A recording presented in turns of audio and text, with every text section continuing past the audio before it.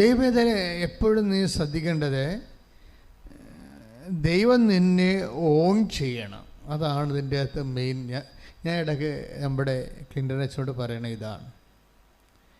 ഞങ്ങൾ ആ ഭക്ഷണം കഴിച്ചുകൊണ്ടിരിക്കുമ്പോഴൊക്കെ ഇത് ഈശോൻ്റെ കാര്യങ്ങളൊക്കെയാണ് പലപ്പോഴും പറയണത്. അപ്പോൾ ഞാൻ പറയും, ദൈവം നമ്മളെ ഓൺ ചെയ്യണം എന്ന് വെച്ച് കഴിഞ്ഞാൽ അത് ഞാൻ ഉണ്ടാക്കി പറഞ്ഞില്ല. ബൈബിൾ മുഴുവനും പരിശോധിക്കുമ്പോൾ നമുക്ക് മനസ്സിലാകുന്ന ഒരു സത്യമാണ്.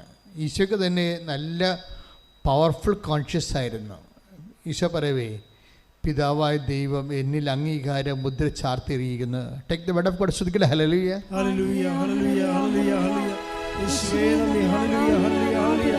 യേശുവേ ആരാധന. 27 നശ്വരമായ അപ്പത്തിനു വേണ്ടി അധ്വാനിക്കാതെ മനുഷ്യപുത്രൻ തരുന്ന നിത്യജീവന്റെ അനശ്വരമായ അപ്പത്തിനു വേണ്ടി അധ്വാനിക്കുവിൻ. എന്തെന്നാൽ പിതാവായ ദൈവം അവൻ്റെ മേൽ അംഗീകാര മുദ്ര വച്ചിരിക്കുന്നു. Praise the Lord. അതായത് പിതാവായ ദൈവം ഈശോൻ്റെ മേൽ ഒരു ഒഫീഷ്യൽ സീൽ ചെയ്തിരിക്കുകയാണ്, അംഗീകാര മുദ്ര. എന്താണ്? ഈ അപ്പം ഭക്ഷിക്കുന്നവൻ നിത്യം ജീവിക്കും. Praise the Lord. അപ്പം നിത്യജീവന് വേണ്ടിയും സ്വർഗത്തിന് വേണ്ടിയും ഈശോനെ ബ്രാൻഡ് ചെയ്ത് സീൽ ചെയ്തിരിക്കുകയാണ്. ഇതുപോലൊരു സീലിംഗ് നമ്മുടെ ആധ്യാത്മിക ജീവിതത്തിന് കിട്ടിയാലേ കാര്യങ്ങൾ എളുപ്പമാകും. ഒപ്പിട്ട മതം സീല് ചെയ്യണം. ഇപ്പം ചില ആൾക്കാർക്ക് ഞാൻ ജ്ഞാനസ്ഥാന സർട്ടിഫിക്കറ്റ് കൊടുക്കുമ്പോഴല്ല, ഞാൻ ധൃതിക്ക് ആൾക്കാരെല്ലാം എപ്പോഴും മേടയിലൊക്കെ ഇരിക്കുമ്പോൾ ഇടിയാണല്ല, പല പല വിഷയങ്ങൾക്ക് വേണ്ടി വന്നിരിക്കുന്ന സമയത്ത് ചിലപ്പോൾ ഒപ്പിടും, സീൽ ചെയ്യാൻ മറന്നു പോകും. അപ്പോൾ ചിലക്കത് ഓഫീസിൽ കൊണ്ടുപോയി കൊടുത്തിട്ട് റിജക്റ്റ് ആകുമ്പോൾ തിരിച്ചു വരും, എൻ്റെ അച്ഛ ഇതിന് സീലില്ലെന്ന് പറയണമെന്ന് പറഞ്ഞുകൊണ്ട് പിന്നെ നമ്മൾ സീൽ ചെയ്ത് കൊടുക്കും. അപ്പോൾ ഒപ്പേ നിൽക്കത്തില്ലെന്ന് അർത്ഥം. ഒപ്പേ നിൽക്കത്തില്ല, സീലിങ് വേണം. ഇപ്പം നിങ്ങളെ ന്യായസ്ഥാനപ്പെട്ടു, അല്ലെങ്കിൽ നിങ്ങൾക്ക് വിശ്വാസമുണ്ട്, അത് ഒരു ഒപ്പാണ്. സീല് വേറെയാണ്. സീല് ദൈവത്തിന് നിങ്ങളെ വിശ്വസിക്കാൻ പറ്റണം, അതാണ് പ്രശ്നം. നിങ്ങളെ വിശ്വസിക്കണത് ഒരു ഒപ്പാണത്. ദൈവത്തിന് നിങ്ങളെ വിശ്വസിക്കാൻ പറ്റണത് ഒരു സീലാണ്. അതാണ് അംഗീകാരം എന്ന് പറയുന്നത്.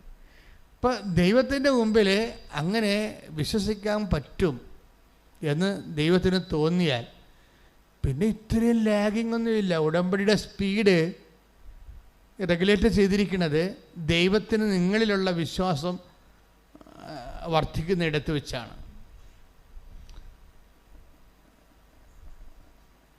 അതായത് നമ്മളിൽ ദൈവത്തിന് ഒരു വിശ്വാസം തോന്നിയാൽ അപ്പം സീലായി. നിങ്ങൾ ഉടമ്പടി കഴിയുമ്പോൾ നിങ്ങൾ നിങ്ങളുടെ വഴിക്ക് പോകും.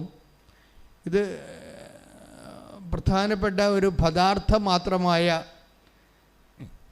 ഒരു ഭൗതികമായ ആനുകൂല്യങ്ങൾക്ക് വേണ്ടിയുള്ള തൽക്കാലത്തേക്കുള്ള വരവും പോക്കുമാണെന്ന് ദൈവത്തിന് തോന്നും. അപ്പോൾ സീലാകത്തില്ല. ഉടമ്പടി സീലാകാത്തതിൻ്റെ പ്രധാനപ്പെട്ട സീല് പതിയത്തില്ലല്ല. ചിലയിടത്ത് മഷി കുറഞ്ഞു പോകണം, സീല് പതിയത്തില്ല. എന്താ കാരണം? ദൈവത്തിന് നിങ്ങളെ കാണുമ്പോൾ തന്നെ അറിയാൻ പറ്റും. എന്തറിയാൻ പറ്റും? ഇത് തൽക്കാലത്തേക്ക് ജോലി കിട്ടാൻ വേണ്ടിയുള്ള വരവും പോക്കുമാണ്. അത് കഴിയുമ്പോൾ നിങ്ങൾ നിങ്ങളുടെ വഴിക്ക് പോകും. പിന്നെ ദൈവവും ഇല്ല, ആരുമില്ല. അത് അറിയാം. അപ്പം സീല് പതിയത്തില്ല. അങ്ങനെയാണ് നോക്കണം. ഞാൻ നിങ്ങളെ വഴക്ക് പറയുകയോ ആക്ഷേപിക്കുകയൊന്നുമല്ല. നിങ്ങൾക്ക് എത്രയും വേഗം ഇത് കൺകറൻ്റ് ആകാൻ വേണ്ടി നിങ്ങൾക്ക് ഒരു ഉപായം പറഞ്ഞു തരികയാണ്. ഞാൻ നിങ്ങളെ കുറ്റപ്പെടുത്തുകയില്ല, ഒരു ഉപായം പറഞ്ഞു. ഇൻ കേസ് ഒരു പദാർത്ഥം മാത്രമായിട്ടുള്ള പ്രസക്തി മാത്രമേ ഉള്ളൂ എന്ന് ചിന്തിക്കണം. പദാർത്ഥം മാത്രമായിട്ടാണോ ഞാൻ ദൈവത്തെ സമീപിക്കുന്നത്? ഈ പദാർത്ഥം മാത്രമായിട്ടൊക്കെ ചിന്തിക്കണമെന്ന് പറയുന്നത് എന്തോ ഒരു പരിമിതിയാണെന്നറിയാമോ? അച്ഛനിന്ന് സുവിശേഷം പ്രസംഗിച്ചപ്പോൾ പിശാച് കർത്താവിനോട് പറഞ്ഞില്ലേ, ഈ കല്ലുകളോട് അതിനെക്കുറിച്ച് അച്ഛൻ പ്രസംഗത്തിൽ സൂചിപ്പിച്ചായിരുന്നു. അപ്പോൾ ഞാൻ അവിടെ ഇരുന്ന് ചിരിക്കായിരുന്നു. എന്താ തിരിച്ചെന്ന് വെച്ചാൽ, പിശാചിൻ്റെ സങ്കല്പ ദാരിദ്ര്യം കണ്ടില്ലേ? പിശാചിന് മാക്സിമം സങ്കല്പിക്കാൻ പറ്റണത് വിശന്നാൽ ഒരു കല്ലെടുത്ത് അത് അപ്പമാക്കാൻ പറ്റുമോ എന്നുള്ള ചിന്തിക്കുക. വളരെ വളരെ ചൈൽഡിഷായിപ്പോയി ശരിക്കും പറഞ്ഞാൽ. ഈ ജഗതി ഏതൊരു സിനിമയിൽ പറഞ്ഞ പോലെ ഈ കായലെല്ലാം പട്ടച്ചാരായമായെങ്കിൽ മാറിയെങ്കിൽ അതിനകത്തുള്ള മീനെല്ലാം വറുത്ത മീനായിരുന്നെങ്കിൽ എന്ന് ചിന്തിക്കണ പോലെ പോയി പിശാച് ചിന്തിച്ചത്. അത്രയ്ക്ക് സങ്കല്പ ദാരിദ്ര്യമാണ്. കല്ലുകളോട് അപ്പമാകുക. അപ്പം എൻ്റെ മനസ്സിന് ഞാൻ അവിടെ നോട്ട് ബുക്ക് കൊണ്ടുപോകുന്ന വെച്ച് എഴുതാൻ തുടങ്ങി. എന്താ എഴുതാൻ തുടങ്ങിയത് നിങ്ങൾ കണ്ടേ ഞാൻ എഴുതുന്നത്? എന്താ എഴുതാൻ തുടങ്ങിയെന്ന് വെച്ച് കഴിഞ്ഞാൽ ഈ കല്ലുകളോട് അപ്പമാകാൻ പറയുന്ന സൂത്രപ്പണി മാത്രമേ പിശാചിന് സങ്കല്പിക്കാൻ പറ്റത്തുള്ളൂ. അതിന് ഒരു മേ ബി ഫിസിക്കൽ ഫേവേഴ്സ് എന്ന് പറയാം. പക്ഷേ ആധ്യാത്മികത അതിനേക്കാൾ വലുതാണ്. കല്ലില്ലെങ്കിലും അപ്പമില്ലെങ്കിലും നിന്നെ നിലനിർത്താൻ കഴിയുക. ദൈവത്തിന് ജോലിയില്ലെങ്കിൽ, നീ വിവാഹം കഴിച്ചില്ലെങ്കിലും, നിങ്ങൾക്ക് മക്കളില്ലെങ്കിലും, നിങ്ങൾക്ക് വീടില്ലെങ്കിലും സന്തോഷത്തോടെ നിങ്ങൾ നിലനിർത്താൻ കഴിയും.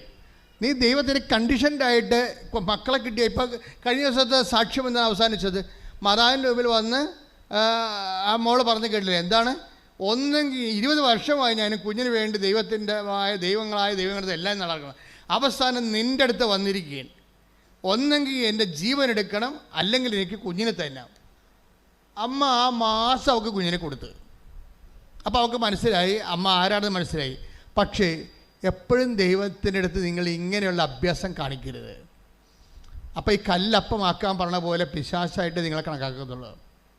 ദൈവത്തിനെ നമ്മൾ ഉദ്ദേശിക്കുന്നത് ഒരു ഭൗതിക യാഥാർത്ഥ്യത്തെ, നമുക്ക് ഒരു പദാർത്ഥത്തെ നമുക്ക് അനുഭവവേദ്യമാകുന്ന രീതിയിൽ ആസ്വദിക്കാനുള്ള പരുവമാക്കി തരിക എന്നുള്ള ഒരു മിനിമം പരിപാടിയാണ് നിങ്ങൾ ദൈവത്തിന് കൊടുത്തതെങ്കിൽ ദൈവത്തെ ഈ ജന്മത്തിൽ നിങ്ങൾ അനുഭവിക്കാൻ പറ്റത്തില്ല. ഒരനുഗ്രഹദാതാവായി മാത്രം ദൈവത്തെ കാണുമ്പോൾ സ്വാഭാവികം നിങ്ങളുടെ റിലീജിയസ് ലൈഫ് തന്നെ ഭയങ്കര പദ്ധതിക്കാകും. ഞാൻ എന്താ എഴുതിക്കൊണ്ടിരുന്നതെന്നറിയാമോ? ഞാൻ എഴുതിക്കൊണ്ടിരുന്നത് അതിൻ്റെ താഴേക്ക് വരുമ്പോൾ വചനങ്ങളാണ്. ഈ പ്രോഗ്രാങ്ങളെല്ലാം കഴിയുമ്പോൾ ഈ പിശാച് ഈശോനെ പ്രലോഭിപ്പിക്കാൻ പോണതിന് മുമ്പ് പിശാച് മറന്നുപോയൊരു ഭാഗമുണ്ട്. എന്താ കാര്യം? കല്ലില്ലെങ്കിൽ അപ്പമില്ലെങ്കിൽ ഇവൻ ജീവിക്കുമെന്നുള്ളത് അവൻ അനുഭവം കൊണ്ട് പഠിച്ചിട്ടാണ് അവൻ വന്നിരിക്കുന്നത്. അവനെന്താ പറഞ്ഞിരിക്കണത്? ലൂക്കാന്റെ സുവിശേഷം 4:2 എടുത്ത് ശ്രുതികട്ടെ. ഹല്ലേലൂയ ഹല്ലേലൂയ ഹല്ലേലൂയ ഹല്ലേലൂയ ഹല്ലേലൂയ യേശുവേ നന്ദി. ഹല്ലേലൂയ ഹല്ലേലൂയ ഹല്ലേലൂയ ലൂക്കാ 4:2. ലൂക്കാ സുവിശേഷം 4:2. അവൻ പിശാചിനാൽ പരീക്ഷിക്കപ്പെട്ട് 40 ദിവസം അവിടെ കഴിഞ്ഞുകൂടി. 40 ദിവസം അവൻ അവിടെ കഴിഞ്ഞുകൂടി. ഓക്കെ. ആ ദിവസങ്ങളിൽ അവൻ ഒന്നും ഭക്ഷിച്ചില്ല. അവസാനം അവന് വിശന്നു. Praise the Lord. കണ്ടാ സംഭവം ഇതാണ്.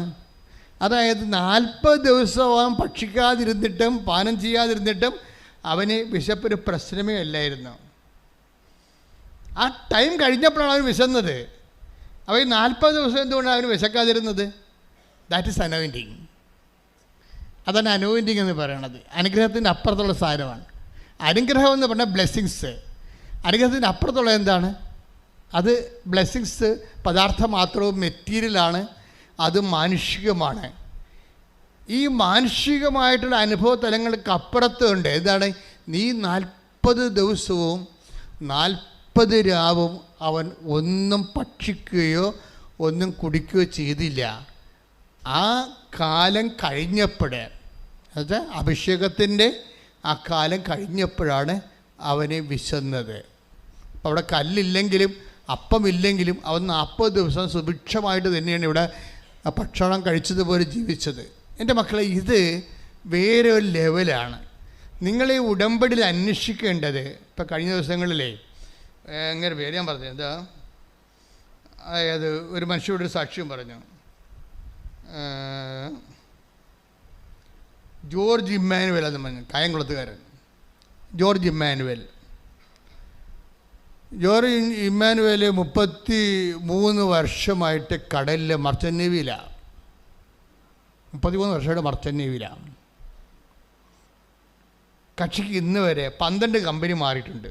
33 വർഷം. അപ്പോൾ ദാറ്റ് മീൻസ് ഒരു 3 കൊല്ലം 3.5 കൊല്ലമൊക്കെ കമ്പനി നിൽക്കത്തുള്ളൂ. അത് കഴിയുമ്പോൾ അവർ ഡിസ്മിസ് ചെയ്യുക ഈ സാധനത്തിന്. അത് കാരണം വീടും വെക്കാൻ ഒത്തിയിട്ടില്ല. എവിടെയെങ്കിലും ഉറച്ചു നിന്നാലല്ലേ വീട് വെക്കുകയോ എന്തെങ്കിലും അഭിവൃദ്ധി ഉണ്ടാകുക. 33 കൊല്ലം. ഇപ്പം 6 കൊല്ലം തന്നെ മർച്ചൻ്റ് നേവി പോയി കഴിഞ്ഞാൽ കൊടീശ്വരം വരെ ജീവിക്കുന്ന ആൾക്കാരുണ്ട്. അപ്പോൾ 33 കൊല്ലം ചെയ്ത് പുള്ളിക്കാരൻ ഓരോരുത്തർ ഒന്നും എത്തിയിട്ടില്ല. അവസാനം ഉടമ്പടി ചെയ്ത് 33 വർഷത്തെ ഈ മറൈൻ ലൈഫും കഴിഞ്ഞ് 12 കമ്പനിയിൽ വർക്ക് ചെയ്തുകൊണ്ടിരിക്കുക. മാറി അപ്പോൾ ഇവിടെ വന്ന ശേഷം ഈ പുള്ളിക്ക് ഭയങ്കര നിരാശയായി. കാര്യം പുള്ളിയുടെ കൂടെ ഉള്ള അവിടെ കപ്പലേക്ക് കയറിയ ആൾക്കാരൊക്കെ ഇന്ന് എവിടെ ഇരിക്കണം, പുള്ളി അവിടെ ഇരിക്കണം എന്ന് പറഞ്ഞ് ഭയങ്കര വ്യത്യാസം, സങ്കടം, നിരാശ. പുള്ളി ഒന്ന് ഉടമ്പടി ചെയ്തു. ഈ നിരാശ പറഞ്ഞാൽ നമുക്കുള്ള മാർഗം എന്താ? ഉടമ്പടി ചെയ്ത വന്നിട്ട് എന്നോട് ചോദിച്ച്, വാട്ട് ഹാപ്പൻ ടു മീ, എന്താണ് എൻ്റെ കുഴപ്പം വച്ചാന്ന് ചോദിച്ച്. അപ്പോൾ ഞാനത് എൻ്റെ ഈ മറൈൻ പാസ്പോർട്ട് മാതാവിൻ്റെ അടുത്ത് കൊണ്ട് വെച്ചിട്ട് തിരിച്ചു കൊണ്ട് കൊടുക്കുമ്പോൾ മാതാവിനോട് പറഞ്ഞു, അവനോട് മുൻചുണ്ടി അവസാനിപ്പിക്കാൻ പറയാൻ പറഞ്ഞു. എനിക്ക് ഇയാളെ ആദ്യം കാണുകയാണ്. ഞാൻ പറഞ്ഞു മുൻചുണ്ടി അവസാനിപ്പിക്കാൻ പറയുന്നുണ്ടെന്ന് പറഞ്ഞു. എന്ന് വെച്ച് കഴിഞ്ഞാൽ എടുത്ത് ചാട്ടമ പരിപാടിയാണ്. ഒരു വീട്ടിൽ പോലും സമാധാനത്തിൽ ഒരാൾ നമ്മുടെ സമയം കുറച്ച് കഴിയുമ്പോൾ ഉടക്കി പിരിയും. അപ്പം അത് ആ മനുഷ്യൻ്റെ ഒരു കുറവാണ്. അത് ആധ്യാത്മിക ജീവിതത്തിന് മാത്രമല്ല, ഭൗതിക ജീവിതത്തിന് ഇതുപോലെ കുറവുണ്ടായിക്കഴിഞ്ഞാൽ നമ്മൾ ഓരോരുത്തരും എത്തത്തില്ല. ഇപ്പോൾ കത്തോലിക്ക പള്ളിയിൽ ഇപ്പോൾ നോൻപ് കാലമാണ്. കർത്താവിന് പീഡാനുഭവത്തിന് വേണ്ടി ഒരുങ്ങിക്കൊണ്ടിരിക്കുകയാണ്. അതുകൊണ്ട് തന്നെയാണ് ഈശോ ഇങ്ങനെ എന്നെ കൊണ്ടുവരണം എന്ന് തോന്നുന്നത്. നിങ്ങളും ചിന്തിക്കണം, നല്ലതാ. കുറവുകളെ അന്വേഷിക്കണം, നല്ലതാ. ഉടമ്പടി എടുക്കാൻ വേണ്ടി വരുമ്പോഴേ, എടുത്തു കഴിഞ്ഞ് അച്ഛനെ കാണാൻ വരുമ്പോഴല്ല, അച്ഛനെ കാണുന്ന മുമ്പ് തന്നെ കർത്താവിനോട് ചോദിക്കണം, എനിക്ക് വല്ല കുറവുണ്ടോ. മനസ്സിലായില്ലേ? അച്ഛനെ കാണുമ്പോൾ ചോദിച്ചാൽ കുഴപ്പമൊന്നുമില്ല. നിങ്ങൾ ചോദിക്കാത്തത് കൊണ്ട് മാത്രമേ എനിക്ക് പരിഭവമുള്ളൂ. ചോദിച്ചാൽ ഞാൻ മറുപടി പറയും. പക്ഷേ പിന്നെ ചിലരോട് മിണ്ടത്തില്ല. എന്ന് വെച്ച് കഴിഞ്ഞാൽ അവർ സിമ്പിൾ ക്വസ്റ്റ്യൻസ് ആയിരിക്കും ചോദിക്കുന്നത്. സീരിയസ് വിഷയമാണെങ്കിൽ ഞാൻ ടൈം എടുത്ത് അതിന് മെസ്സേജ് എടുത്ത് മറുപടി പറയും. കാര്യം അവർക്കത് ആവശ്യമാണ് എനിക്ക് തോന്നുന്നത്. അവരെന്നെ പരീക്ഷിക്കാനാണ് ചോദിക്കണമെങ്കിലും ഞാൻ മിണ്ടത്തില്ല. അവർക്കിത് അറിഞ്ഞിരിക്കാൻ വേണ്ടിയാണെങ്കിൽ ഞാൻ മിണ്ടത്തില്ല. എവിടെയാണ് ഈ വിനാശത്തിൻ്റെ അശുദ്ധ ലക്ഷണം നിൽക്കരുതാത്തടത്ത് നിൽക്കണ കാണുമ്പോൾ യൂദയായിലുള്ളവർ മലമുകളിലേക്ക് ഓടിപ്പോകാനാണ് പറഞ്ഞത്. അതായത് ചിലർക്ക് എപ്പോഴും നമ്മൾ ശ്രദ്ധിക്കുന്നത്, ഈ ദൈവം നമ്മളോട് സംസാരിക്കും, ഒരു സംശയമില്ല. പക്ഷേ എപ്പോഴും നമ്മൾ ശ്രദ്ധിക്കേണ്ടത്, നമ്മളുടെ തീരുമാനം എടുത്ത് മാറ്റിയിട്ട് നമ്മൾ കേവലമായിട്ട് നിൽക്കണം. കേവലമായിട്ട് കർത്താവേ നീ എന്ത് പറഞ്ഞാൽ അത് മാത്രമേ ഞാൻ ചെയ്യത്തുള്ളൂ എന്നാണെങ്കിൽ, അതെല്ലാ കാര്യത്തിലും അങ്ങനെയാണെങ്കിൽ ദൈവം എല്ലാ കാര്യത്തിലും നിങ്ങളോടും അങ്ങനെ തന്നെയായിരിക്കും. ഇതങ്ങനെയല്ല, നിങ്ങൾക്കിഷ്ടമുള്ളത് നിങ്ങൾ ചെയ്യും. നിങ്ങൾക്കിഷ്ടമുണ്ട്, പക്ഷേ അത് എൻ്റെ അതൊരു ചെറിയൊരു മനസാക്ഷിക്കുത്ത് എന്തോ കിടപ്പുണ്ട്. അതിന് ദൈവത്തിൻ്റെ കൺകറൻസ് ഉണ്ടോ എന്ന് അറിയാൻ വേണ്ടി അറിഞ്ഞെങ്കിൽ അത് കൊള്ളാമല്ലോ. അറിഞ്ഞില്ലെങ്കിൽ എനിക്ക് കുഴപ്പമൊന്നുമില്ല, ഞാൻ ഇഷ്ടമുള്ള പോലെ ചെയ്യത്തുള്ളൂ എന്ന് പറഞ്ഞുകൊണ്ട് ജീവിക്കുന്ന ആൾക്കാരില്ലേ, അവർ വെറുതെ ആൾക്കാരെ വന്ന് പണി മേടിക്കരുതെന്ന് മാത്രമേ ഞാൻ പറയത്തുള്ളൂ. ആണ് സമയം. അത് വളരെ ശ്രദ്ധിച്ച് കൈകാര്യം ചെയ്യേണ്ടത്, നിങ്ങൾ വളരെ ശ്രദ്ധിക്കേണ്ട കാര്യം മെസ്സേജിൻ്റെ കാര്യത്തിൽ. ശ്രദ്ധിക്കട്ടെ മക്കളെ. അവൻ്റെ പാട്ടൊക്കെ കേൾക്കുമ്പോഴേ നിങ്ങളുടെ ഹൃദയം ഇങ്ങനെ മെൽട്ടാകണം. അത്രയും ദൈവസ്നേഹം ഉണ്ടാകണം. എൻ്റെ മക്കളെ സത്യം പറയണം, നിങ്ങൾക്ക് ദൈവസ്നേഹം ഉണ്ടായാൽ മാത്രം മതി. വേറെ അപ്പത്തേനും നിങ്ങൾ ഉടമ്പടിയിലാകും. വെർച്വൽ ഉടമ്പടി എന്ന് നമ്മൾ പറയത്തില്ലേ, വെർച്വൽ ഉടമ്പടി, ഫിസിക്കൽ ഉടമ്പടിയാണ് നമ്മൾ ചെയ്യണത്. ഇവിടെ വെർച്വൽ ഉടമ്പടിയുണ്ട്. വെർച്വൽ ഉടമ്പടി എന്ന് പറയുന്നത് എന്താണ്? നിങ്ങൾക്ക് ദൈവത്തോട് പ്രണയം തോന്നി ദൈവത്തിൻ്റെ വഴികളിലൂടെ ജീവിക്കാൻ മനസ്സുകൊണ്ട് തീരുമാനമാകുമ്പോൾ തന്നെ നിങ്ങൾ ഉടമ്പടിയിലായി. വെർച്വൽ ഉടമ്പടി എന്ന് പറയും അതിനെ. ഓൺലൈൻ കാലത്തൊക്കെ കോടതിയിലൊക്കെ നടന്നത് വെർച്വൽ ആയിട്ടുള്ള ഡിസിഷൻ വിസ്താരമൊക്കെ നടന്നത് ഓൺലൈനിൽ. അപ്പോൾ ഇതുപോലെ നമ്മളെ ഫിസിക്കലായിട്ട് ചെയ്യാതെ തന്നെ നമ്മൾക്ക് ദൈവവുമായിട്ട് ഉടമ്പടിയിലാകാൻ പറ്റും. കാര്യം ഉടമ്പടി ഒരു ശാശ്വതമായ യാഥാർത്ഥ്യമാണ്. അതിന് അന്തസത്യം എന്ന് പറയുന്നത് ദൈവസ്നേഹത്തോടെ ദൈവത്തിന് വേണ്ടി ജീവിക്കാൻ, മനുഷ്യരെ സേവിച്ച് ശുശ്രൂഷ ജീവിക്കാൻ, വിശുദ്ധിയോടെ ജീവിക്കാൻ വേണ്ടിയുള്ള തീരുമാനമാണ്. ശ്രദ്ധിക്കട്ടെ. ഹല്ലേലൂയ. പരമദിവ്യകാരുണ്യത്തിന് പക്ഷേ ഈ വിർച്വൽ ഉടമ്പടിക്ക് ഒരു കുഴപ്പമുണ്ട്. നമ്മളതിൻ്റെ പദാർത്ഥമാത്ര ഫിസിക്കൽ ഉടമ്പടിയായിട്ട് എന്തുകൊണ്ടാണ് കൺവേർട്ട് ചെയ്യണത്? അതിൻ്റെ അകത്ത് കുറേ ഇൻവെസ്റ്റ്മെൻറ്റ്സ് ഉണ്ട്. അതുകൊണ്ടാണ് വിർച്വൽ ഉടമ്പടിക്ക് ഇൻവെസ്റ്റ്മെൻറ്റ്സ് ഇല്ല, കുറവാണ്. കാര്യം നിങ്ങൾ ഇത് ചെയ്തിരിക്കണത് ഡു യു മീൻ ഇറ്റ്, നിങ്ങളത് ഉദ്ദേശിക്കുന്നുണ്ടോ എന്ന് ദൈവത്തിന് തോന്നണം. നിങ്ങൾ അതായത് ഒരാൾക്ക് വിർച്വൽ ഉടമ്പടി ചെയ്ത് ദൈവവുമായിട്ട് അനുഗ്രഹങ്ങൾ കൈപ്പറ്റുന്നതിന് പരിമിതികളുണ്ട്. അതിൻ്റെ കാരണം വെച്ച് കഴിഞ്ഞാൽ അതിൻ്റെ അകത്ത് കമ്പൽസറി ആയിട്ടുള്ള മെഷീനറി മെഷേഴ്സ് ഇല്ല. ഈ ഉടമ്പടി ഫിസിക്കൽ ഉടമ്പടി മാത്രമേ കമ്പൽസറി ഫിസിക്കൽ മെഷീനറി മെഷേഴ്സ് ഉള്ളത്. എന്തൊക്കെയാണുള്ളത്? നിങ്ങളെ രോഗികളെ പോയി കാണണം, ഇല്ലേ? അവന് ബൈബിള് വായിക്കണം, ദൈവസ്നേഹത്തോടെ വായിക്കണം. പിന്നെ നിങ്ങളുടെ അധ്വാന ബലം പാവത്തുങ്ങളുമായിട്ട് പങ്കുവെക്കണം. ഈ പങ്കുവെപ്പിൻ്റെ ഒരു വലിയ മഹോത്സവമാണ് ഇപ്പം നടക്കുന്നത്. ഒരു മാസം 10,000 പേർ ഉടമ്പെടുക്കുമെങ്കിൽ ഈ 15,000 പേരും തങ്ങളുടെ സമ്പത്തുകൾ ഇല്ലാത്തവരുമായിട്ട് പങ്കുവെക്കുന്നുണ്ട്. അത്രയും മനുഷ്യർ തന്നെ ഭക്ഷണം പങ്കുവെക്കുന്നു, വസ്ത്രം പങ്കുവെക്കുന്നു, പണം പങ്കുവെക്കുന്നു, പഠനങ്ങൾ പങ്കുവെക്കുന്നു. അങ്ങനെ പങ്കുവെപ്പിൻ്റെ വലിയൊരു ലോകം. ഇതെല്ലാം നമ്മൾ മുദ്രയായിട്ട് മാറുകയാണ്. അപ്പോൾ ദൈവത്തിന് അറിയാം നമ്മൾ സീരിയസ് ആണെന്നറിയാം. ദൈവത്തിന് വൃക്ഷോടമ്പടി ദൈവം നമ്മൾ സീരിയസ് ആണെന്ന് അറിയത്തില്ല. അത് നിങ്ങളങ്ങനെ ആന്തരികം എടുക്കുന്ന മാനസികമായൊരു തീരുമാനമല്ലേ. അത് മനസ്സമ്മതം പോലെ വരും, കല്യാണമല്ല. പക്ഷെ ഇവിടെ ആകുമ്പോൾ അതൊരു ഫിസിക്കൽ അഫെയറായിട്ട് മാറുകയാണ്. തീർത്ഥാടന ഉടമ്പടിയിൽ അതൊരു ഫിസിക്കൽ അഫെയറായിട്ട് മാറും. നിങ്ങളത് വീട്ടിൽ പോയി കഴിയുമ്പോൾ ഉടമ്പടി തന്നെയാണ് ജീവിക്കണത്. അപ്പോൾ ദൈവത്തെ മനസ്സിലാകും നിങ്ങൾ ആത്മാർത്ഥതയോടെയാണ് ചെയ്യണത്. നിങ്ങളുടെ വിഷയത്തെക്കാൾ ദൈവത്തിൻ്റെ വചനം നടപ്പിൽ വരുത്തുന്നതിന് എപ്പോഴാണ് നിങ്ങൾക്കൊരു മുൻതൂക്കം കിട്ടുന്നത്, അപ്പം മുതൽ ഉടമ്പടി ആളി കത്താൻ തുടങ്ങും. ഇപ്പം ചില ആൾക്കാർ പാവത്തുങ്ങൾക്ക് ആശുപത്രി കൊണ്ടുപോയി മരുന്നിന് അവരുടെ ബില്ലിൻ്റെ പൈസ അടക്കണം എന്ന് വെച്ചാൽ അങ്ങനെ അടക്കും. മറ്റൊക്കെ ആശുപത്രിയിലുള്ള കെയർ ടേക്കേഴ്സിന് ബൈസ്റ്റാൻഡേഴ്സിനൊക്കെ ഭക്ഷണം മേടിച്ച് കൊടുക്കണം, വസ്ത്രം ഇല്ലാത്തവർക്ക് വസ്ത്രം കൊടുക്കണം എന്നൊക്കെ. എന്നാലും ചിലർ പറയും കൈവിട്ട് കളിക്കേണ്ട, എങ്ങനെ ഉടമ്പടിയിൽ നിന്ന് കിട്ടിയില്ലെങ്കിൽ നമുക്ക് വരുമാനം കിട്ടിയില്ല, പിന്നെ എന്ത് ചെയ്യും, കയ്യിൽ കൂടി പോകത്തില്ലേ. ഇങ്ങനെ ചിന്തിക്കണ ഒത്തിരി പ്രാക്ടിക്കൽ ക്രിസ്ത്യൻസ് ഉണ്ട്. ഇതിനാണ് ഭയങ്കര പ്രാക്ടിക്കൽ ക്രിസ്ത്യൻസാണ്. എന്ന് വെച്ച് കഴിഞ്ഞാൽ ഉടമ്പടി നമുക്ക് ദൈവാനുഗ്രഹം നമ്മുടെ അക്കൗണ്ടിൽ വരണത് വരെ കൈവിട്ട് കളിക്കത്തില്ല. ഇതിങ്ങനെ ഈ പെരിച്ചാഴികളുടെ എണ്ണ ഒരു 90% വരും. 90% എന്ന് വെച്ചാൽ നമ്മളുടെ അക്കൗണ്ടിൽ നമ്മൾ ഉദ്ദേശിക്കുന്ന രീതിയിലുള്ള അനുഗ്രഹം വന്നു ചേരണവരെ കൈവിട്ട് കളിക്കത്തില്ല. എന്നിട്ട് പറയണ ഇവരെന്താ പറയണത്, അങ്ങനെ വന്നാൽ പിന്നെ നമ്മുടെ കൈ ഉള്ള കൂടി പോകില്ല ഇപ്പം എന്ന് പറയും. അപ്പോൾ ദൈവത്തെ നിങ്ങളുടെ നക്കാപ്പിച്ച കാശ് കൊണ്ട് അളന്ന് നോക്കും. അതോടുകൂടി ദൈവം മുട്ടുകാല് തല്ലി കുടിക്കും. അത്രേ ഉള്ളൂ, വേറെ പ്രശ്നമൊന്നുമില്ല. ഈ പണ്ടാരത്തിന് ഇങ്ങോട്ട് വിളിച്ചാന്ന് ചോദിക്കും ദൈവം. എനിക്ക് വീട്ടിലെങ്ങാനും കുത്തിയിരിക്കാൻ പാടില്ലെന്ന് ചോദിക്കും. വേറെ പ്രശ്നമൊന്നുമില്ല. ശ്രദ്ധിച്ച് വേണം കൈകാര്യം ചെയ്യാം. ശ്രദ്ധിക്കട്ടെ. ഹല്ലേലൂയ. എല്ലാവരും സാക്ഷ്യം പറയുമ്പോൾ ചില സാക്ഷ്യങ്ങൾ മാതാവ് എന്നോട് പറയും, ജസ്റ്റ് ലിസൺ ഇറ്റ് എന്ന് പറയും. കാര്യത്തിൽ മാതാവിൻ്റെ സ്വന്തം സാക്ഷ്യങ്ങളുണ്ടാകും. ദൈവം ഈ മനുഷ്യരാശിയോട് ദൈവം ഒരു സാക്ഷ്യങ്ങൾ പലതരമാണ്. ദൈവം ഒരു പർട്ടിക്കുലർ കമ്മ്യൂണിറ്റിയോട് മാത്രം കൺവേ ചെയ്യാൻ ഉദ്ദേശിക്കുന്ന ലോക്കൽ കമ്മ്യൂണിക്കേഷനുള്ള സാക്ഷ്യങ്ങളുണ്ടാവും. ദൈവം എൻ്റെ ഹ്യൂമാനിറ്റിയോട് സംസാരിക്കുന്ന സാക്ഷ്യം ഉണ്ടാവും. എക്കാലവും അത് സാർവജനീനമായിരിക്കും, സാർവകാലികമായിരിക്കും. എല്ലാ കാലങ്ങളും സത്യമായിരിക്കും, എല്ലാ ജനങ്ങൾക്കും അത് സത്യമായിരിക്കും. ഒരു പ്രാദേശികതയ്ക്ക് അപ്പുറത്തായിരിക്കും അതിൻ്റെ സാക്ഷ്യം. ജോജോയുടെ സാക്ഷ്യം അങ്ങനെ ഒരു സാർവജനീനമായ ഒരു സാക്ഷ്യമാണ്. സാക്ഷ്യം ഇത്രയേ ഉള്ളൂ. പുള്ളി മൂത്രം ഒഴിച്ചപ്പോൾ മൂത്രത്തിൻ്റെ അളവ് കുറഞ്ഞു പോയി, അത്രയേ ഉള്ളൂ. ചെറിയൊരു സംഭവമാണ്. പുള്ളി മൂത്രം ഒഴിച്ചപ്പോൾ മൂത്രത്തിൻ്റെ അളവ് കുറഞ്ഞു പോയ പോലെ പുള്ളിക്ക് തോന്നി. അതൊരു വല്ലാത്ത തോന്നലായി, ഒരു 1.5 തോന്നലായി.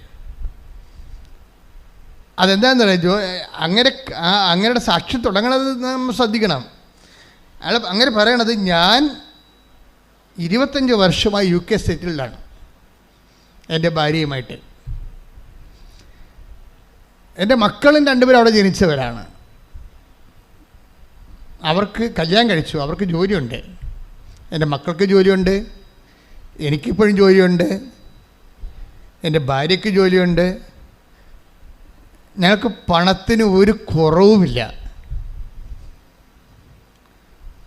അതുകൊണ്ട് തന്നെ ഞങ്ങൾ വളരെ സന്തോഷമായ രീതിയിൽ ആണ് അവിടെ ജീവിച്ചത്.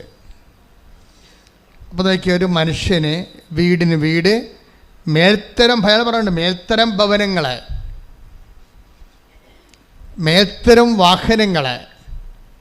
ഓരോ സമയത്തും ഈ അതാ സമയത്ത് കമ്പനി ഇറങ്ങുമ്പോൾ ആൾക്കാർക്ക് അങ്ങനെയാണല്ല, ഈ കുറേ പണമായി കഴിഞ്ഞാൽ പിന്നീട് അവരുടെ റാങ്ക് അനുസരിച്ചിട്ട് അവരെക്കാൾ മെച്ചമായ ജീവിതം ആരാണ് ജീവിക്കണമെന്ന് നോക്കിയിട്ട് അവരുപയോഗിക്കുന്ന ബ്രാൻഡുകൾ ഉപയോഗിച്ചുകൊണ്ട് അവരുടെ ഒപ്പം അപ്ഡേറ്റ് ചെയ്യും. മനുഷ്യന് ഇങ്ങനെയുള്ള ഒരു സംഭവമുണ്ട്. എന്നുവെച്ചാൽ നമ്മളെക്കാൾ മെച്ചമായിട്ടുള്ള ആരാണ് ജീവിക്കണത് നോക്കിയിട്ട് നമ്മളൊരിക്കലും താഴേക്ക് നോക്കും. നമ്മൾ അനിയൻ ചിലപ്പോഴും ഇപ്പോഴും പശുവിനെയും വളർത്തി നടക്കണുണ്ടാവും, അവർ നോക്കത്തില്ല, അവർ തിരക്കത്തില്ല. ഭാര്യയുടെ ആങ്ങളമാരെങ്ങനെ ജീവിക്കണമെന്ന് നോക്കും. അതാണ് പ്രശ്നം. സ്വന്തം കൂടപ്പുറപ്പ് എങ്ങനെ ജീവിക്കണം എന്നല്ല നോക്കണത്, ഭാര്യയുടെ ആങ്ങളമാർ. ഇപ്പോൾ അളിയനെ എങ്ങനെ കവച്ച് വെക്കാൻ പറ്റും, അതാണ്. എന്നിട്ട് ഭാര്യയുമായിട്ട് വഴക്കിടുമ്പോൾ അളിയൻ്റെ പേരാണ് പറയണത്. അപ്പോൾ നിങ്ങൾക്ക് എന്നതിൻ്റെ കേടാണ്, എപ്പോഴും എൻ്റെ ആങ്ങളെ മേശക്കൾ കയറണം എന്തിനാണ് എന്ന് ചോദിക്കും. എന്നുവെച്ചാൽ ഭാര്യയുടെ മുമ്പിൽ പുള്ളിക്ക് ഞാൻ ജോജിയുടെ കാര്യമല്ല പറയണത്, ഞാൻ പൊതുവായിട്ട് പറയണം കേട്ടോ, ആമഷ അതൊന്നും പറഞ്ഞിട്ടില്ല. അതായത് മനുഷ്യന്മാരുടെ ഉള്ളിലുള്ള ചില ഉടമ്പടി വിരുദ്ധമായ വിചാരങ്ങളെ വിചാരണ ചെയ്യാതെ നമുക്ക് മുന്നോട്ട് പോകാൻ പറ്റത്തില്ല. കാര്യം ഇത് നിങ്ങൾ പറയുന്ന കൂട്ട് പ്രാർത്ഥനീയ രൂപങ്ങളല്ല ഈ സംഭവം. ഇത് വളരെ സൂക്ഷിച്ച് തന്ത്രപരമായിട്ട് ആണ് ഇതിനെ സമീപിക്കേണ്ടത്. ഇങ്ങനെ ഒരു ട്രേസ്, ഇപ്പം നിങ്ങളുടെ അളിയനുമായിട്ട് കോമ്പറ്റീഷനാണ്, അളിയൻ ഉപയോഗിക്കുന്ന വണ്ടി ഏതാണെന്ന് നോക്കിയിട്ട് ആ വണ്ടി ഞാൻ വാങ്ങിക്കണം, അപ്പം മാത്രമേ, അല്ലെങ്കിൽ അതിനേക്കാൾ മെച്ചമായ കുറച്ചുകൂടി ഫുൾ ഓപ്ഷനുള്ളൊരു വണ്ടി വാങ്ങിച്ചു കഴിയുമ്പോൾ അത് ഡ്രൈവ് ചെയ്തുകൊണ്ട് ഞാൻ ഭാര്യയുടെ അടുത്ത് കറങ്ങി തിരിഞ്ഞ് വരുമ്പോൾ ഇവളുടെ മുമ്പിൽ ഞാൻ കുറച്ചുകൂടി ഉയർന്ന ഒരാളാകും. അപ്പോൾ നിൻ്റെ അളിയനെ ഞാൻ വെട്ടി എന്നാണ് പറയുന്നത്. ഇപ്പോഴും രാജാക്കന്മാർ യുദ്ധം ചെയ്യുന്നുണ്ട് കുടുംബത്തിൽ, അളിയന്മാരുമായിട്ടാണ് മാത്രമേ ഉള്ളൂ, വേറെ പ്രശ്നമൊന്നുമില്ല. മനുഷ്യന്മാരൊന്നും മാറിയിട്ടില്ല. മനുഷ്യന്മാരൊക്കെ ജോലി കിട്ടാൻ വേണ്ടിയും ഉയർന്ന ശമ്പളം മേടിക്കാൻ വേണ്ടിയും കുറേ ലോകത്തിൻ്റെ വിദ്യാഭ്യാസം കിട്ടിയെന്നല്ലാതെ ബേസിക്കായിട്ട് വലിയ മാറ്റമൊന്നുമില്ല. പഴയ സ്വഭാവം തന്നെ ഇപ്പോഴും ഉള്ളത്, പഴയ സ്വഭാവം തന്നെ. ഈ സ്വഭാവം വെച്ചുകൊണ്ട് ദൈവത്തിൻ്റെ അടുത്ത് വന്ന ഉടമ്പടി വർക്കൗട്ട് ചെയ്യത്തില്ല. That's my point. അപ്പോൾ നമ്മൾക്ക് ഒന്നിലും ഇപ്പം നിങ്ങളൊക്കെ ഓരോരോ ആനുകൂല്യങ്ങൾ ദൈവത്തോട് ചോദിക്കുമ്പോൾ ദൈവത്തിന് അറിയാം എന്തിനാണിത്. നാട്ടുകാരുമായിട്ട് ബോൾത്ത ഉണ്ടാക്കാനാണോ, നാട്ടുകാരുടെ മുമ്പിൽ ആൾ കളിക്കാൻ വേണ്ടിയാണോ ഇപ്പം ഈ അഭ്യാസം കാണിക്കണത് എന്ന് ചോദിക്കാൻ ദൈവം ചോദിച്ചാൽ പറയണം അങ്ങനെയല്ല, ഇപ്പം ജീവിക്കാൻ വേണ്ടിയാണെന്ന് പറയണം.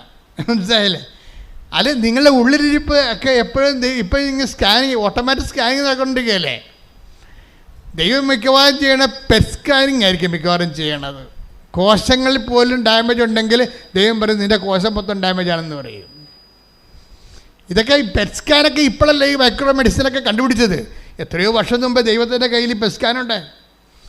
നിൻ്റെ ആത്മാവിൻ്റെ കോശങ്ങൾ വരെ എന്തുമാത്രം ഡാമേജ് ആയിട്ടുണ്ടെന്ന് ദൈവം പറയും.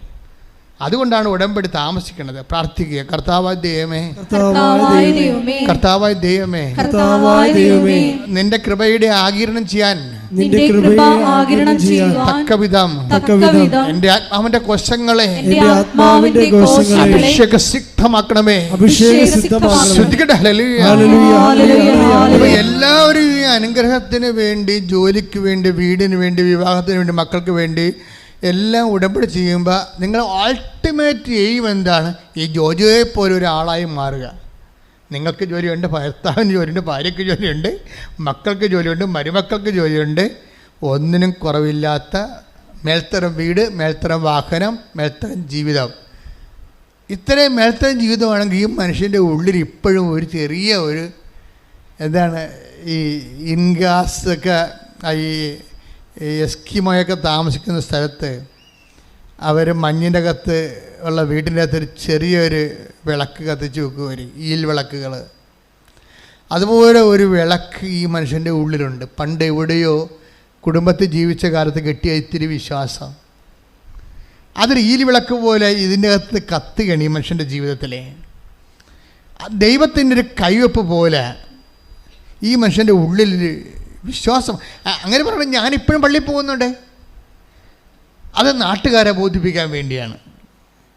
ഞാൻ ദൈവത്തോട് അടുപ്പമുള്ള ആളാണെന്നും പിന്നെ വീട്ടുകാരെ കൊണ്ട് തലയിടിപ്പിക്കാതിരിക്കാൻ വേണ്ടി ഞാൻ ആൾക്കാരെ കാണിക്കാൻ വേണ്ടി പള്ളിയിൽ പോകുന്നുണ്ട്, കുർബാന സ്വീകരിക്കുന്നുണ്ട്. കർത്താവ് എൻ്റെ അടുത്ത് വരുന്നുണ്ടോ ഇല്ലയോ, ദാറ്റ് ഈസ് ഡിഫറെൻറ്റ് തിങ്.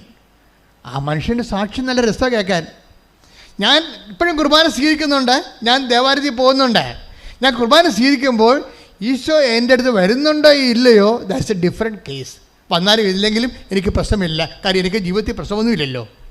ജോലിയുണ്ട്, വീടുണ്ട്, വിവാഹമുണ്ട്, ആരോഗ്യമുണ്ട്, സന്തോഷമുണ്ട്. ഞാൻ ഇത്തിരി ഡ്രിങ്ക്സ് കൊടുക്കുന്നുണ്ട്, ഇപ്പോൾ കുഴപ്പമില്ല.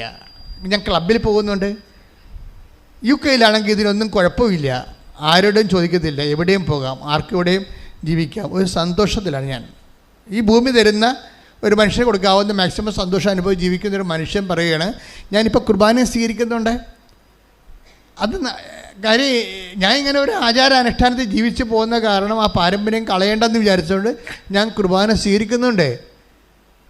പക്ഷേ ഈശോ എൻ്റെ അടുത്ത് വരുന്നുണ്ടോ ഇല്ലയോ, അത് എനിക്കത്ര പ്രശ്നമല്ലെന്ന്. അതാണ് പ്രശ്നം. അതാണ് എൻ്റെ അടുത്ത് ഏറ്റവും വലിയ വിഷയം. ഈശോ എൻ്റെ അടുത്ത് ആ കുർബാന സ്വീകരണത്തിലൂടെ ഈശോ എൻ്റെ അടുത്ത് വരുന്നുണ്ടോ ഇല്ലയോ എന്ന് പറയുമ്പോൾ വരുന്നില്ലെങ്കിൽ സങ്കടമില്ല. അങ്ങനെ സങ്കടം ആ മനുഷ്യനില്ല, ഫീൽ ചെയ്യുന്നില്ല.